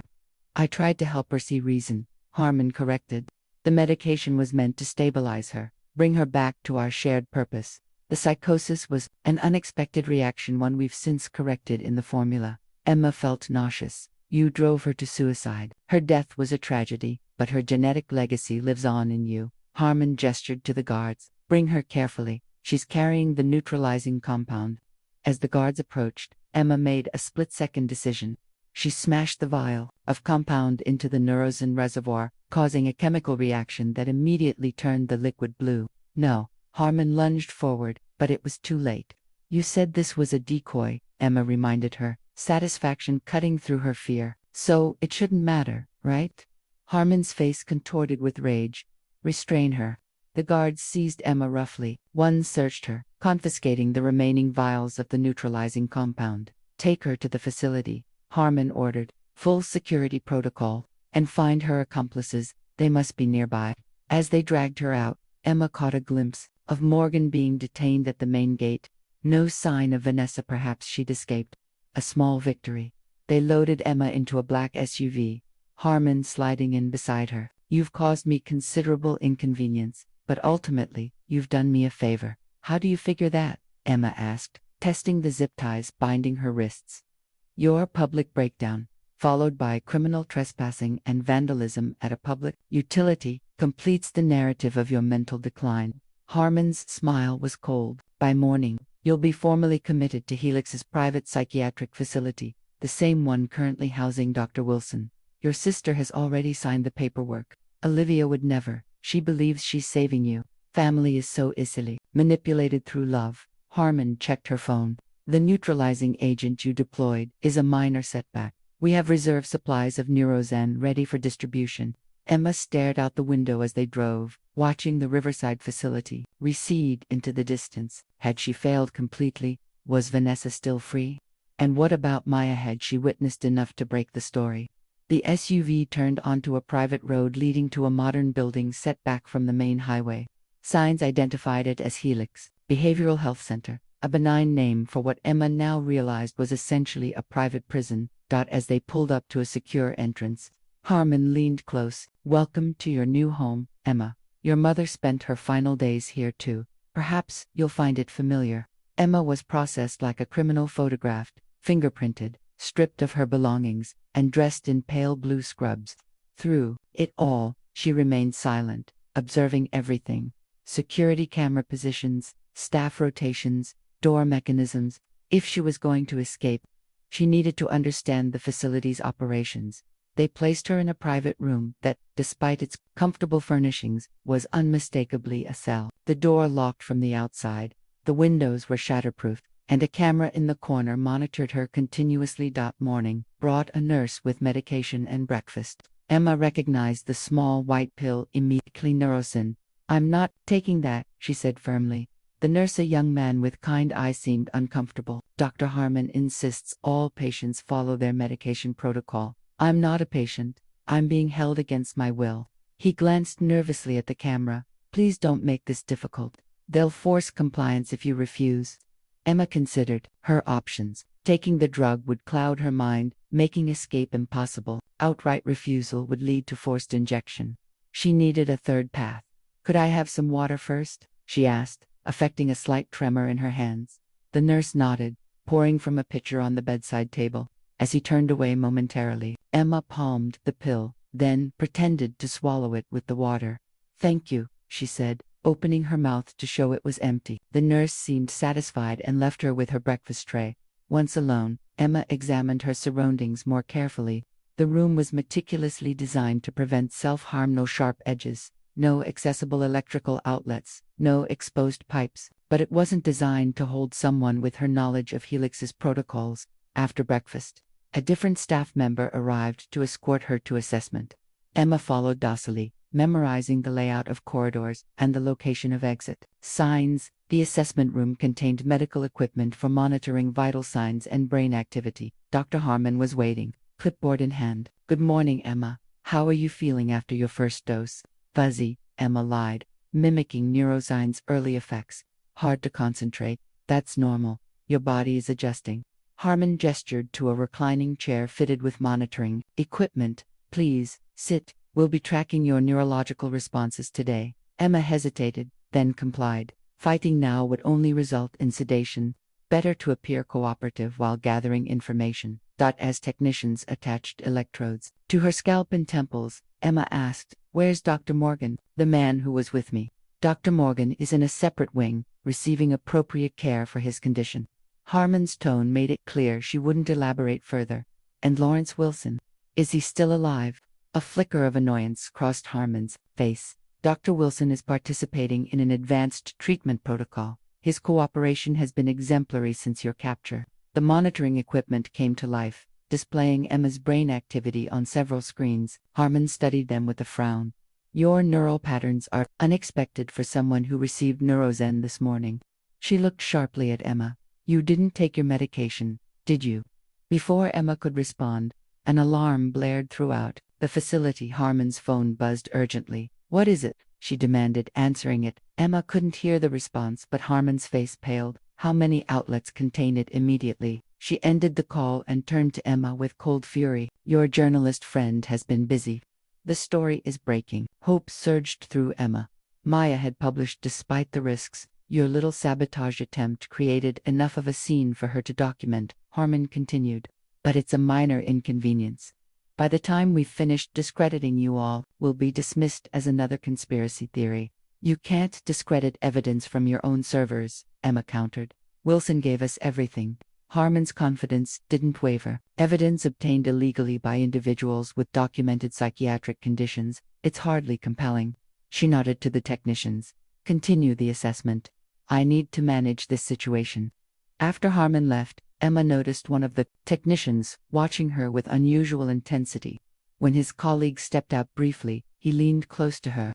"Are you Emma Matthews?" he whispered. Emma tensed. "Who's asking?" "Marcus Williams. I'm a friend of Vanessa Chen's." He glanced at the door. "She said you might end up here." "Vanessa's okay." Marcus nodded. "She got away last night. She and the reporter are working with a lawyer from the ACLU. The story's all over social media, but Helix is calling it fake news." "We need hard evidence," Emma said urgently. "Something they can't dismiss. That's why I'm here." Marcus slipped a tiny object into her hand, micro SD card with a secure messaging app. It connects to my phone when in range. We can document what's happening inside. Emma concealed the card in her cheek as the other technician returned. For the next hour, she endured various cognitive tests, all designed to establish her supposed mental instability. She performed erratically, sometimes answering correctly, sometimes deliberately making mistakes that would suggest neurosis-induced confusion. Back in her room, Emma carefully examined the SD card. No larger than her fingernail, it contained a sophisticated communication tool likely developed by Vanessa, who had a background in secure systems. Emma needed a way to use it. But there were no devices in her room. Her opportunity came that evening when a nurse arrived with dinner and medication. It was Marcus again. "Bathroom break," Emma requested. He nodded, escorting her to a small attached bathroom. Once inside, Emma whispered through the door, "I need a device for the card." "Check under the sink," he murmured back.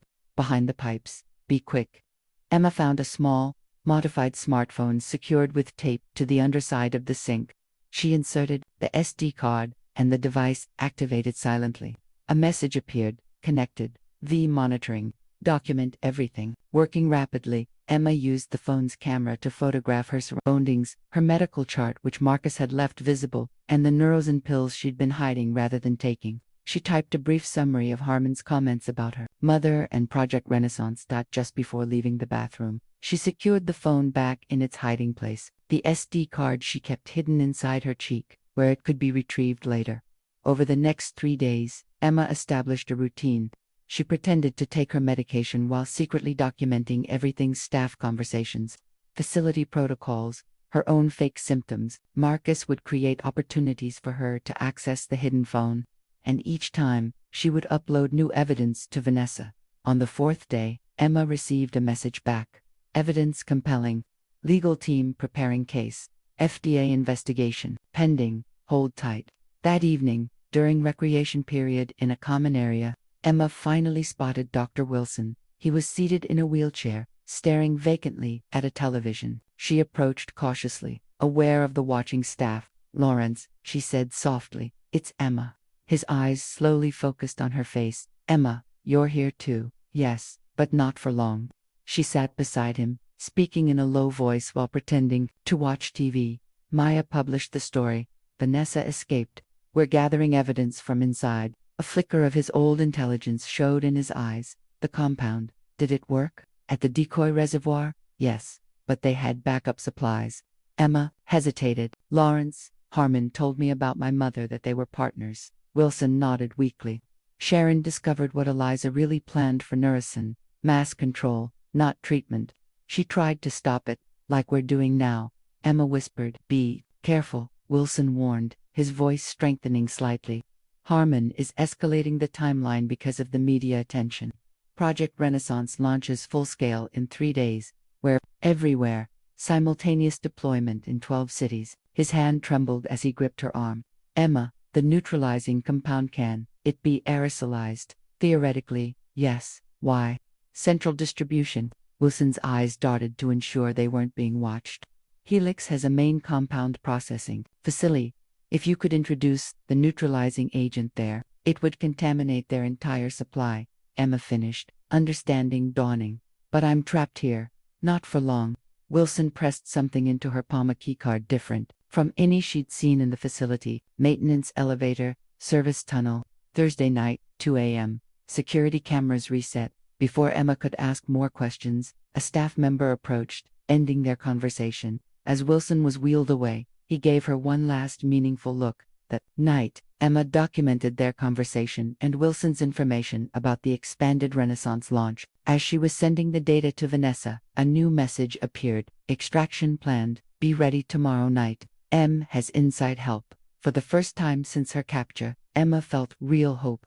The evidence was mounting, the authorities were being engaged, and she had an escape route. But most importantly, she now knew how to stop Project Renaissance permanently. Harmon had taken everything from Emma: her career, her reputation, her freedom, and ultimately her mother. Now Emma would return the favor by destroying Harmon's life's work, and unlike her mother, she would live to see it happen. Maya Winters had built her career on exposing corporate malfeasance. But the Helix story was different, more dangerous, more urgent. and more personal than anything she'd tackled before. After escaping the water treatment facility, she'd gone straight to her editor with the evidence from Emma's break-in, only to be told that legal concerns made publication impossible. So, Maya had made the hardest decision of her career. She'd resigned on the spot and taken the story independent. "You're committing professional suicide," her editor had warned. "Better than being complicit in actual murder," Maya had replied. Walking out with her files and convictions intact. Working from a series of hotel rooms, changing locations daily. To avoid Helix security, Maya had meticulously verified every piece of evidence. Then she'd simultaneously published on 5 different platforms: her personal blog, Medium, Twitter, a Reddit AMA, and through contacts at ProPublica, who were willing to run excerpts while conducting their own verification. The initial response had been predictable. Helix issued immediate denials, claiming the documents were fabricated by disgruntled former employees with psychological issues. Several mainstream outlets reported on the allegations with careful distance, emphasizing Helix's stellar reputation and stock performance. But the tide began to turn when Vanessa, operating from her own secure location, released a carefully curated selection of internal Helix communications about the ACT2R7 initiative. These were accompanied by Emma's ongoing documentation from inside the facility, smuggled out through Marcus's ingenious communication system by day 3. The story had gained enough traction that the FDA issued a statement announcing a preliminary review of Neurozen approval protocols. Helix's stock price dipped slightly, though most investors remained confident the company would weather the crisis. Then Maya released her trump card, a recorded conversation between Dr. Harmon and Emma discussing Sharon Matthews' role in developing Neurozen and her subsequent treatment with the drug when she raised ethical concerns. The recording, made through the hidden phone in Emma's bathroom, was damning in its casual cruelty. "We considered your mother a necessary sacrifice for the greater good," Harmon could be heard saying. "Just as you and Dr. Wilson are now." The public reaction was immediate and visceral. Medical ethics experts appeared on news programs expressing outrage. Former Helix patients began coming forward with stories of unexpected psychiatric symptoms after taking and most significantly, investors started dumping Helix stock, sending its price plummeting by 28% in a single day. Maya was coordinating with a growing network of allies, medical professionals alarmed by the evidence, former regulators questioning the approval process, and most crucially, the ACLU attorneys preparing legal action to free Emma and Morgan from unlawful detention. When the call came from Vanessa about the planned extraction, Maya knew her role would be critical. "We need maximum public attention on Helix tomorrow night," Vanessa explained, "something that pulls security resources away from the facility." "I'm scheduled for CNN at 9 p.m., Maya replied. "I can use that platform to announce new evidence, something explosive enough to trigger an immediate reaction." "Like what?" "The Project Renaissance deployment schedule," Maya suggested. "The specific cities and water systems they're targeting." "Perfect. That would force Helix into damage control mode, potentially pulling resources to secure those locations." The plan took shape quickly. Maya would create a media firestorm timed exactly to Emma's escape attempt. Meanwhile, Vanessa would coordinate with Marcus and other sympathetic Helix employees to ensure security gaps at the critical moment. The next day, Maya prepared for her CNN appearance with meticulous care.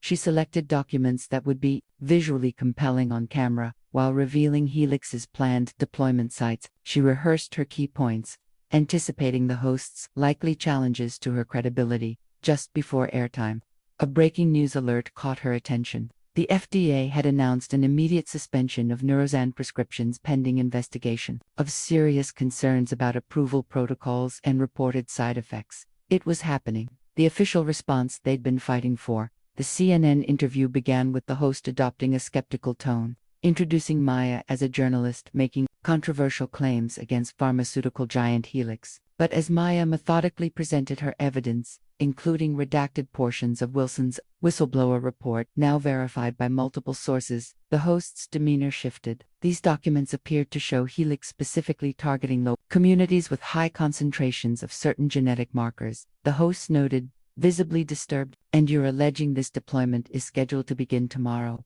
"Not just scheduled, it's already in progress," Maya revealed, displaying a map of the 12 targeted cities.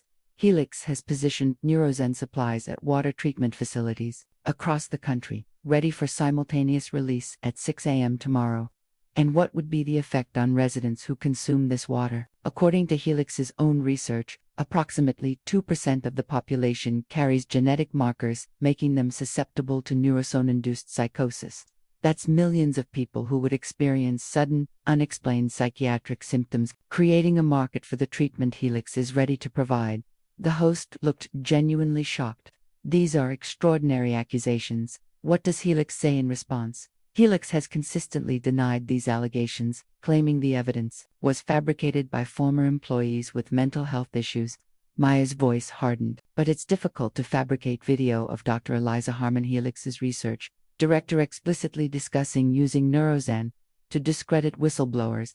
The interview cut to a clip from Emma's hidden recordings, showing Harmon discussing Project Renaissance with clinical detachment. By the time they returned to the live interview, social media was exploding with reactions. "We're getting reports that Helix executives have called an emergency board meeting," the host announced, touching his earpiece, "and the governors of 3 states mentioned in your documents have ordered emergency inspections of their water treatment facilities." Maya checked her watch. 9:47 p.m. The extraction was scheduled for 2 a.m. They needed to maintain pressure on Helix for the next 4 hours. "There's more," she said, pulling out her final piece of evidence. "I've obtained security footage from Helix's private psychiatric facility, where Dr. Emma Matthews and Dr. Nathaniel Morgan are being held against their will after attempting to expose Project Renaissance." The grainy footage, provided by Marcus, showed Emma in hospital scrubs being forcibly medicated by staff members. The CNN host appeared visibly uncomfortable. "CNN cannot verify the authenticity of this footage," he cautioned viewers, "but if accurate, it raises serious concerns about Helix's operations." The facility is located at 1782 Westridge Road. Maya continued, deliberately revealing the address, "And I have reason to believe that Helix is accelerating their experiments on detainees tonight, knowing that their wider plans have been exposed." This was the signal. The public spotlight now focused squarely on the facility where Emma was being held. Within minutes, other news outlets were picking up the story.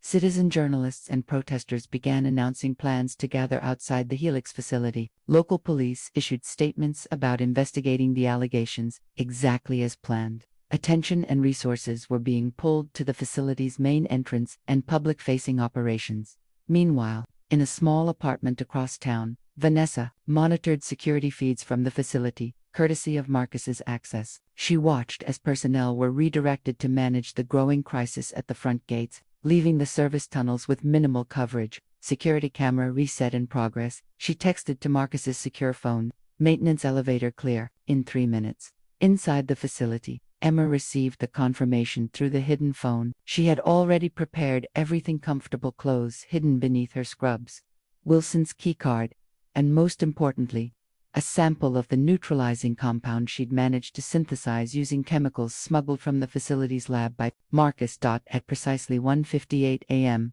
Emma slipped out of her room during the guard rotation she'd memorized. The corridors were eerily quiet, with most staff responding to the commotion at the main entrance where protesters and news crews had gathered. She moved swiftly to Wilson's room, finding him awake and alert, more so than she'd seen since her arrival. "You reduced your medication too," she realized. He nodded weakly. "Enough to function. But I can't come with you, Emma. I'll slow you down. I'm not leaving you here. You must." Wilson pressed a folded paper into her hand. "Chemical synthesis instructions for mass-producing the neutralizing compound, and coordinates for Helix's central processing facility." His eyes burned with unexpected intensity. "Finish what your mother started." Emma felt tears threatening. "I'll come back for you." "I know." He squeezed her hand. "Now go." With a final glance at her mentor, Emma continued toward the maintenance elevator Wilson had identified. Just as Vanessa had promised, the security cameras reset at exactly 2 a.m., creating a 3-minute blind spot in the system. The keycard worked flawlessly, granting her access to a service elevator not shown on any public building plans. It descended to a sub-basement level, opening onto a dimly lit tunnel. Emma moved quickly through the tunnel, following emergency exit signs toward what she hoped was freedom. After several minutes, She reached a heavy metal door with an external release bar, pushing it open cautiously. She found herself emerging into a wooded area behind the facility. And there, exactly as promised, was Morgan waiting in a nondescript sedan. "Right on schedule," he said as she slid into the passenger seat. His face showed signs of rough treatment, but his eyes were clear and alert. "Marcus got me out an hour ago through the staff entrance. Vanessa's waiting at the rendezvous point." As they drove away, Emma looked back at the Helix facility, where news vans and protesters continued to gather at the main entrance. No one had noticed their escape from the rear. "Maya's strategy worked perfectly," Morgan observed, creating enough public pressure to force Helix into defensive mode. "It's not over," Emma said, unfolding Wilson's paper. "Project Renaissance is still proceeding. We have less than 4 hours to stop the central distribution." Morgan glanced at her with newfound respect. "Then we'd better not waste a minute." As they drove toward the rendezvous point, Emma's phone buzzed with a message from Maya. "Breaking FDA orders, recall of all criminal investigation launched into Helix Pharmaceuticals." The tide had turned, but Emma knew Harmon well enough now to understand she wouldn't surrender easily. The final confrontation still lay ahead. Dawn was breaking as federal agents surrounded the Helix Behavioral Health Center. The raid, coordinated by the FDA's Criminal Investigation Division with support from the FBI, had been hastily organized after Maya's CNN appearance triggered a flood of whistleblower reports from current and former Helix employees. Dr. Eliza Harmon was in her office when they arrived, calmly deleting files from her computer. She barely looked up as agents burst through her door, weapons drawn. "Dr. Eliza Harmon, we have a warrant to search these premises and place you under arrest for multiple violations of federal law." Harmon rose with dignity, hands raised slightly. "This is a misunderstanding. I'm simply a physician treating patients with serious psychiatric conditions." "Save it for your lawyer," the lead agent replied, securing her hands with zip ties. "We have Emma Matthews' testimony, along with documentation of illegal detention and forced medication." For the first time, genuine alarm crossed Harmon's face. "Emma Matthews is a patient suffering from paranoid delusions. Her testimony wouldn't be admissible." "Funny thing about that," the agent said, escorting her from the office. "Our medical experts found no evidence of psychiatric illness in Dr. Matthews. They did, however, find concerning levels of an experimental form of neurosin in her blood tests, administered without consent." As Harmon was led through the facility's main corridor, she saw staff members being questioned, patients being evaluated by independent medical personnel, and evidence being collected from every department. Her carefully constructed empire was crumbling around her. "Where's Dr. Matthews?" she demanded. "I need to speak with her." The agent smiled thinly. "Dr. Matthews isn't here, according to our information. She checked out last night." Unofficially, Harmon's composure finally broke. "That's impossible. This facility has state-of-the-art security." Apparently, not state-of-the-art enough. Meanwhile, 20 miles away, Emma, Morgan, and Vanessa were gathered in a motel room with Maya, planning their final move against Helix. "The raid on the psychiatric facility is just the beginning," Maya explained, showing them live news coverage on her laptop. "The FDA has ordered an immediate halt to all neurosin production and distribution. They're executing simultaneous warrants at 12 water treatment facilities, but not the central processing plant," Emma noted. Harmon was too careful to leave a paper trail connecting it to Project Renaissance. "Exactly." Vanessa pulled up satellite imagery of an unmarked industrial complex in rural New Jersey. "According to Wilson's information, this is where all neurosin is produced before being distributed to hospitals, pharmacies, and most recently water treatment facilities." "If Harmon was following standard protocol," Emma added, "she would have accelerated production once our story broke. There could be tons of neurosin ready for deployment despite the FDA's order. So we need to neutralize it at the source," Morgan concluded. Emma spread Wilson's notes on the table. "He provided the formula for mass-producing the neutralizing compound, but we'd need a proper lab and time we don't have." "What about aerosolizing the compound we already have?" Vanessa suggested. Wilson mentioned that possibility. Emma considered this. "It could work. If we could introduce it into the facility's ventilation system, it would contaminate all exposed neurosan, rendering it inert." "How do we get into a secured pharmaceutical facility?" Maya asked. "After this morning's raids, they'll be on high alert. We don't need to get in. Morgan said suddenly. At least, not all of us. He pulled out his phone, showing an email he'd received. I still have contacts at the FDA. They're assembling an inspection team for the processing plant this afternoon. With my credentials, I could join them. It's too risky, Emma protested. If anyone recognizes you, it's our best option, Morgan insisted. I can bring the neutralizing compound in under the guise of taking samples.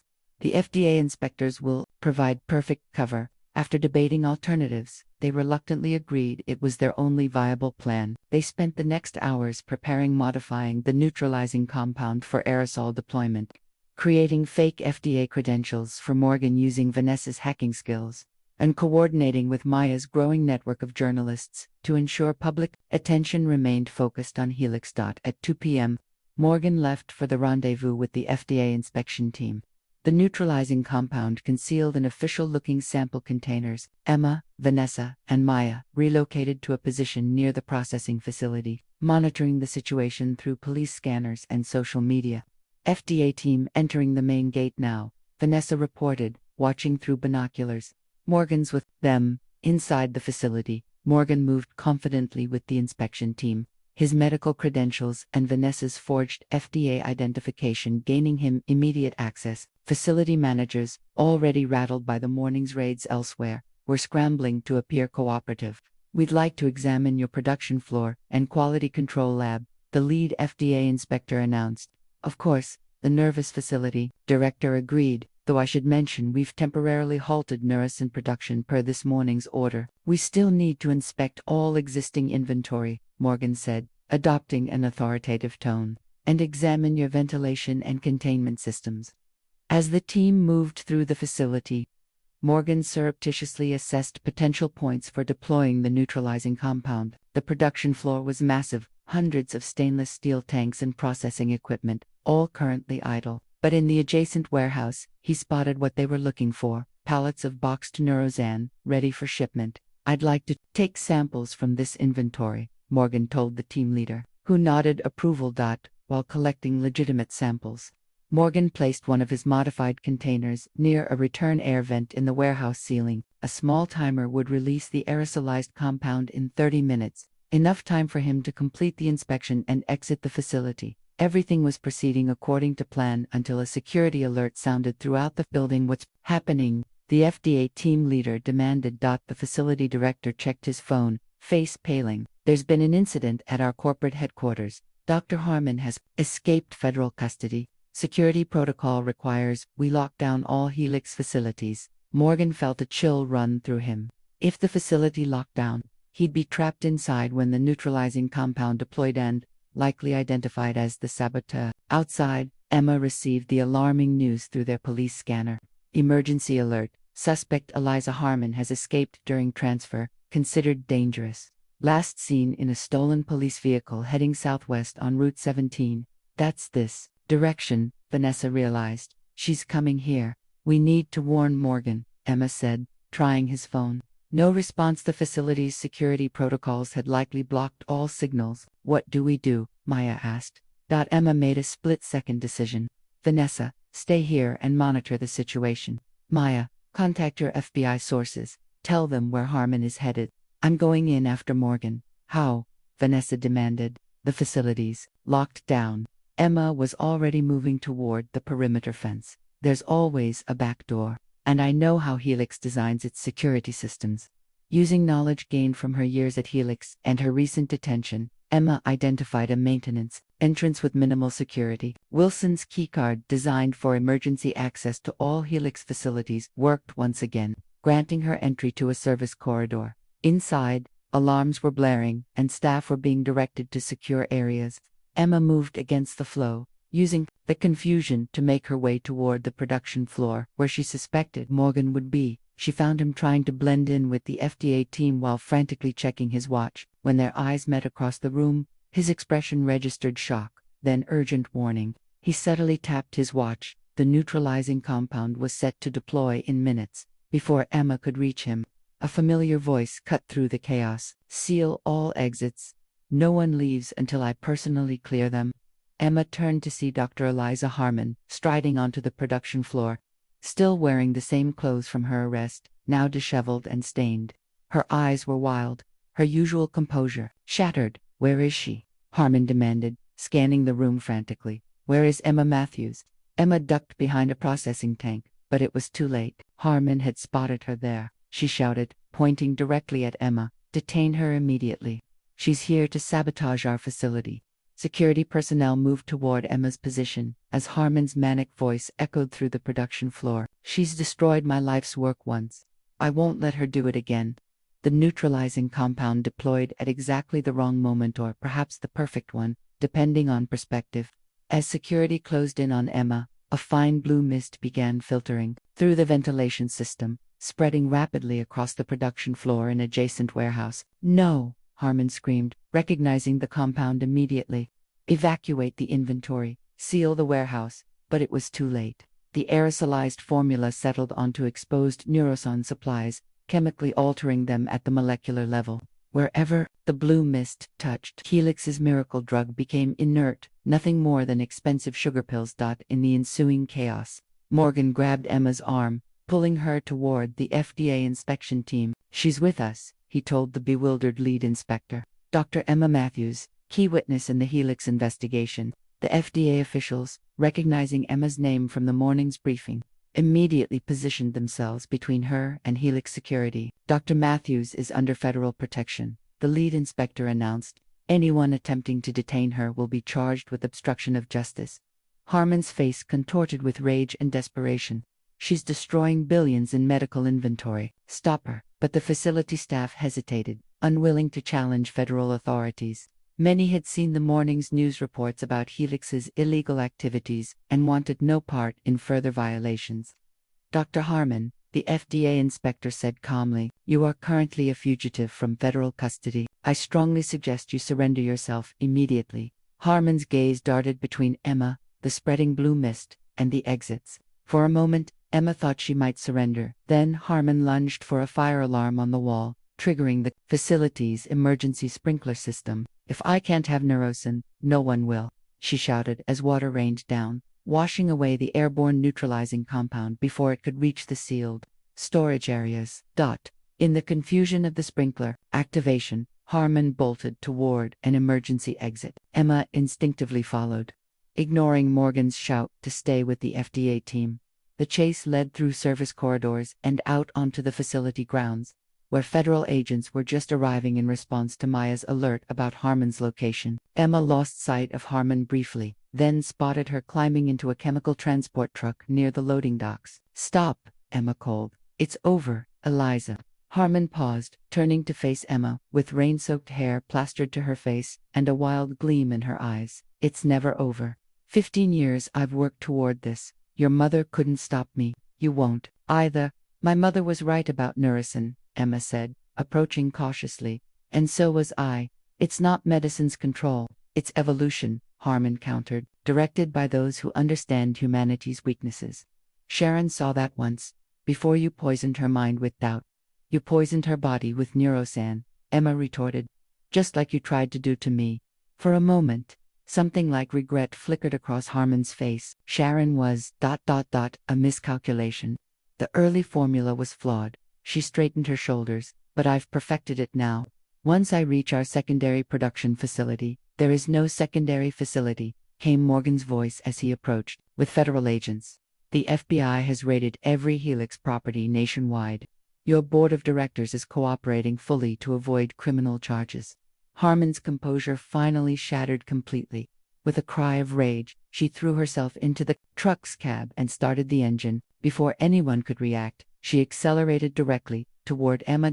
Emma dove to the side, the truck missing her by inches as it crashed through the perimeter fence and onto the main road. Federal agents gave chase, but Harmon's reckless driving created distance between them. "Are you all right?"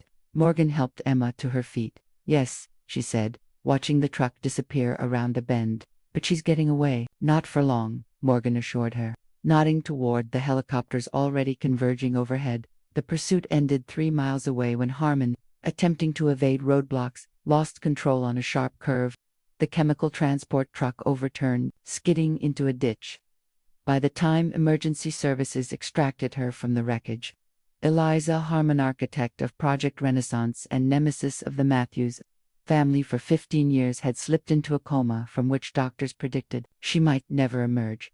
The weeks that followed were a blur of debriefings, medical examinations, and media attention. Emma, Morgan, Vanessa, and Maya found themselves at the center of a national conversation about pharmaceutical ethics, corporate accountability, and patient rights. The evidence they had gathered resulted in Helix Pharmaceuticals being placed under federal oversight. The board of directors, desperate to avoid criminal charges, cooperated fully with investigators, providing documents that further implicated Harmon and revealing the full scope of Project ENAISSANCE. Dr. Lawrence Wilson was rescued from the Helix Psychiatric Facility and transferred to Johns Hopkins for specialized treatment to reverse the effects of his extended neuroson exposure. His prognosis was guarded but hopeful. The neural pathway damage wasn't as permanent as Harmon had claimed. Most painful for Emma was the reconciliation with her sister. When Olivia finally saw the evidence, including their mother's file from Helix, she was devastated by her unwitting role in Harmon's scheme. "I thought I was protecting you," she sobbed during their first meeting after Emma's escape, "just like I couldn't protect Mom." "Harmon manipulated all of us," Emma assured her, "though the hurt would take time to heal. She used Mom against me, and me against you. I should have trusted you." Olivia wiped her tears. "I was so afraid of losing you the way we lost Mom that I couldn't see what was really happening." Physically, Emma's recovery progressed quickly. The Neurozind she'd been given at the Helix facility, most of which she'd managed to avoid taking, left her system within days. The psychological recovery would take longer, but with Morgan's guidance and support groups of other Helix victims, she was making progress. More challenging was rebuilding her professional life. Though vindicated by the investigation's findings, Emma's name had been publicly associated with mental illness and criminal trespassing. Academia and the pharmaceutical industry were hesitant to embrace such a controversial figure. "You could write a book," Maya suggested during one of their regular gatherings. "Your story needs to be told in your own words." "Perhaps," Emma said. Her focus remained on ensuring the truth about Neuroson was fully exposed and its victims compensated. 6 weeks after the Helix raid, Emma testified before a congressional committee investigating pharmaceutical safety protocols. Her clear, factual testimony about Neurozone's development and Harmon's manipulation of trial data made national headlines. Dr. Matthews, the committee chair, asked, "In your expert opinion, how could such a dangerous drug receive FDA approval?" "Systemic failure," Emma replied without hesitation. "Regulatory capture, rushed reviews, and institutional bias toward pharmaceutical industry claims." Helix presented selective data, varied contrary evidence, and leveraged political connections to fast-track approval. "And what would you recommend to prevent similar situations in the future?" Emma leaned into the microphone.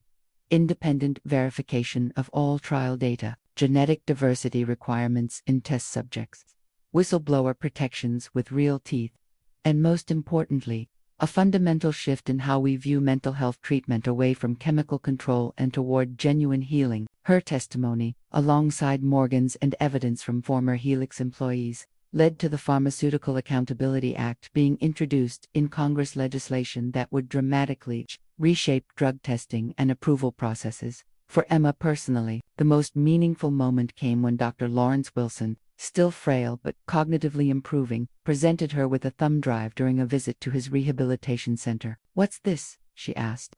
"Your mother's complete research," he said quietly. "Harmon buried it, but I kept a copy all these years." Sharon Matthews was working on an alternative to chemical psychiatric interventions, using targeted neuroplasticity instead of brute force medication. Emma stared at the small device, tears welling. "You knew my mother?" Wilson nodded. "I was her lab assistant before Harmon redirected her work toward Neuroson." Sharon saw psychiatric conditions not as diseases to be suppressed, but as differences to be understood and integrated. He pressed the drive into Emma's palm. "Her research was decades ahead of its time. Perhaps you're the one to carry it forward." That night, Emma began reviewing her mother's work. Brilliant, compassionate research that had been suppressed for 15 years. By morning, she had the beginnings of a new research proposal and, for the first time since the nightmare began, a clear vision for her future. 6 months later, Emma stood before an audience of medical professionals, patient advocates, and media representatives at the inaugural conference of the Matthews Institute for Ethical Neuroscience.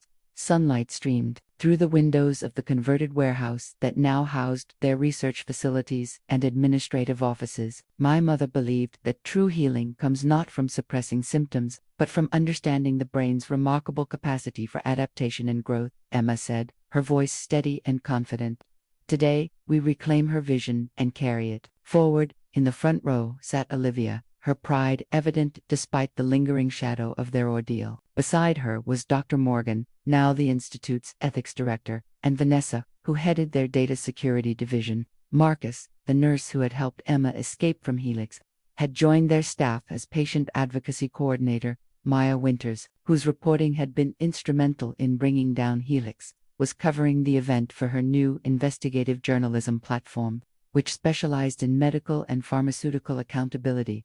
The months since the Helix scandal had been transformative. Using funds from a class action settlement against Helix, now operating under new management and strict federal oversight, Ma had established the Upper Institute to continue her mother's research into non-pharmaceutical approaches to differences. The ACT2R7 genetic variant that Dr. Harmon sought to exploit is not a defect to be corrected, Emma explained to the audience. Our research indicates it's associated with enhanced neuroplasticity and creative problem-solving. What Helix saw as a vulnerability, we recognize as potential. Her mother's research, combined with Emma's own expertise and contributions from scientists worldwide, had already yielded promising results. Neuroplasticity protocols that showed efficacy equal to medication but without the side effects or compliance issues. After the presentation, Emma mingled with attendees, accepting congratulations and discussing potential collaborations. A young woman approached hesitantly, clutching a folder. Dr. Matthews, I'm Jennifer Liu. I was a patient at Riverside Community Mental Health Center when the Neurozan story broke. She opened the folder, showing brain scans. These are my before and after images. I was experiencing symptoms they diagnosed as early schizophrenia, but after following your neuroplasticity protocols for 4 months, she revealed the second scan, showing markedly different activity patterns.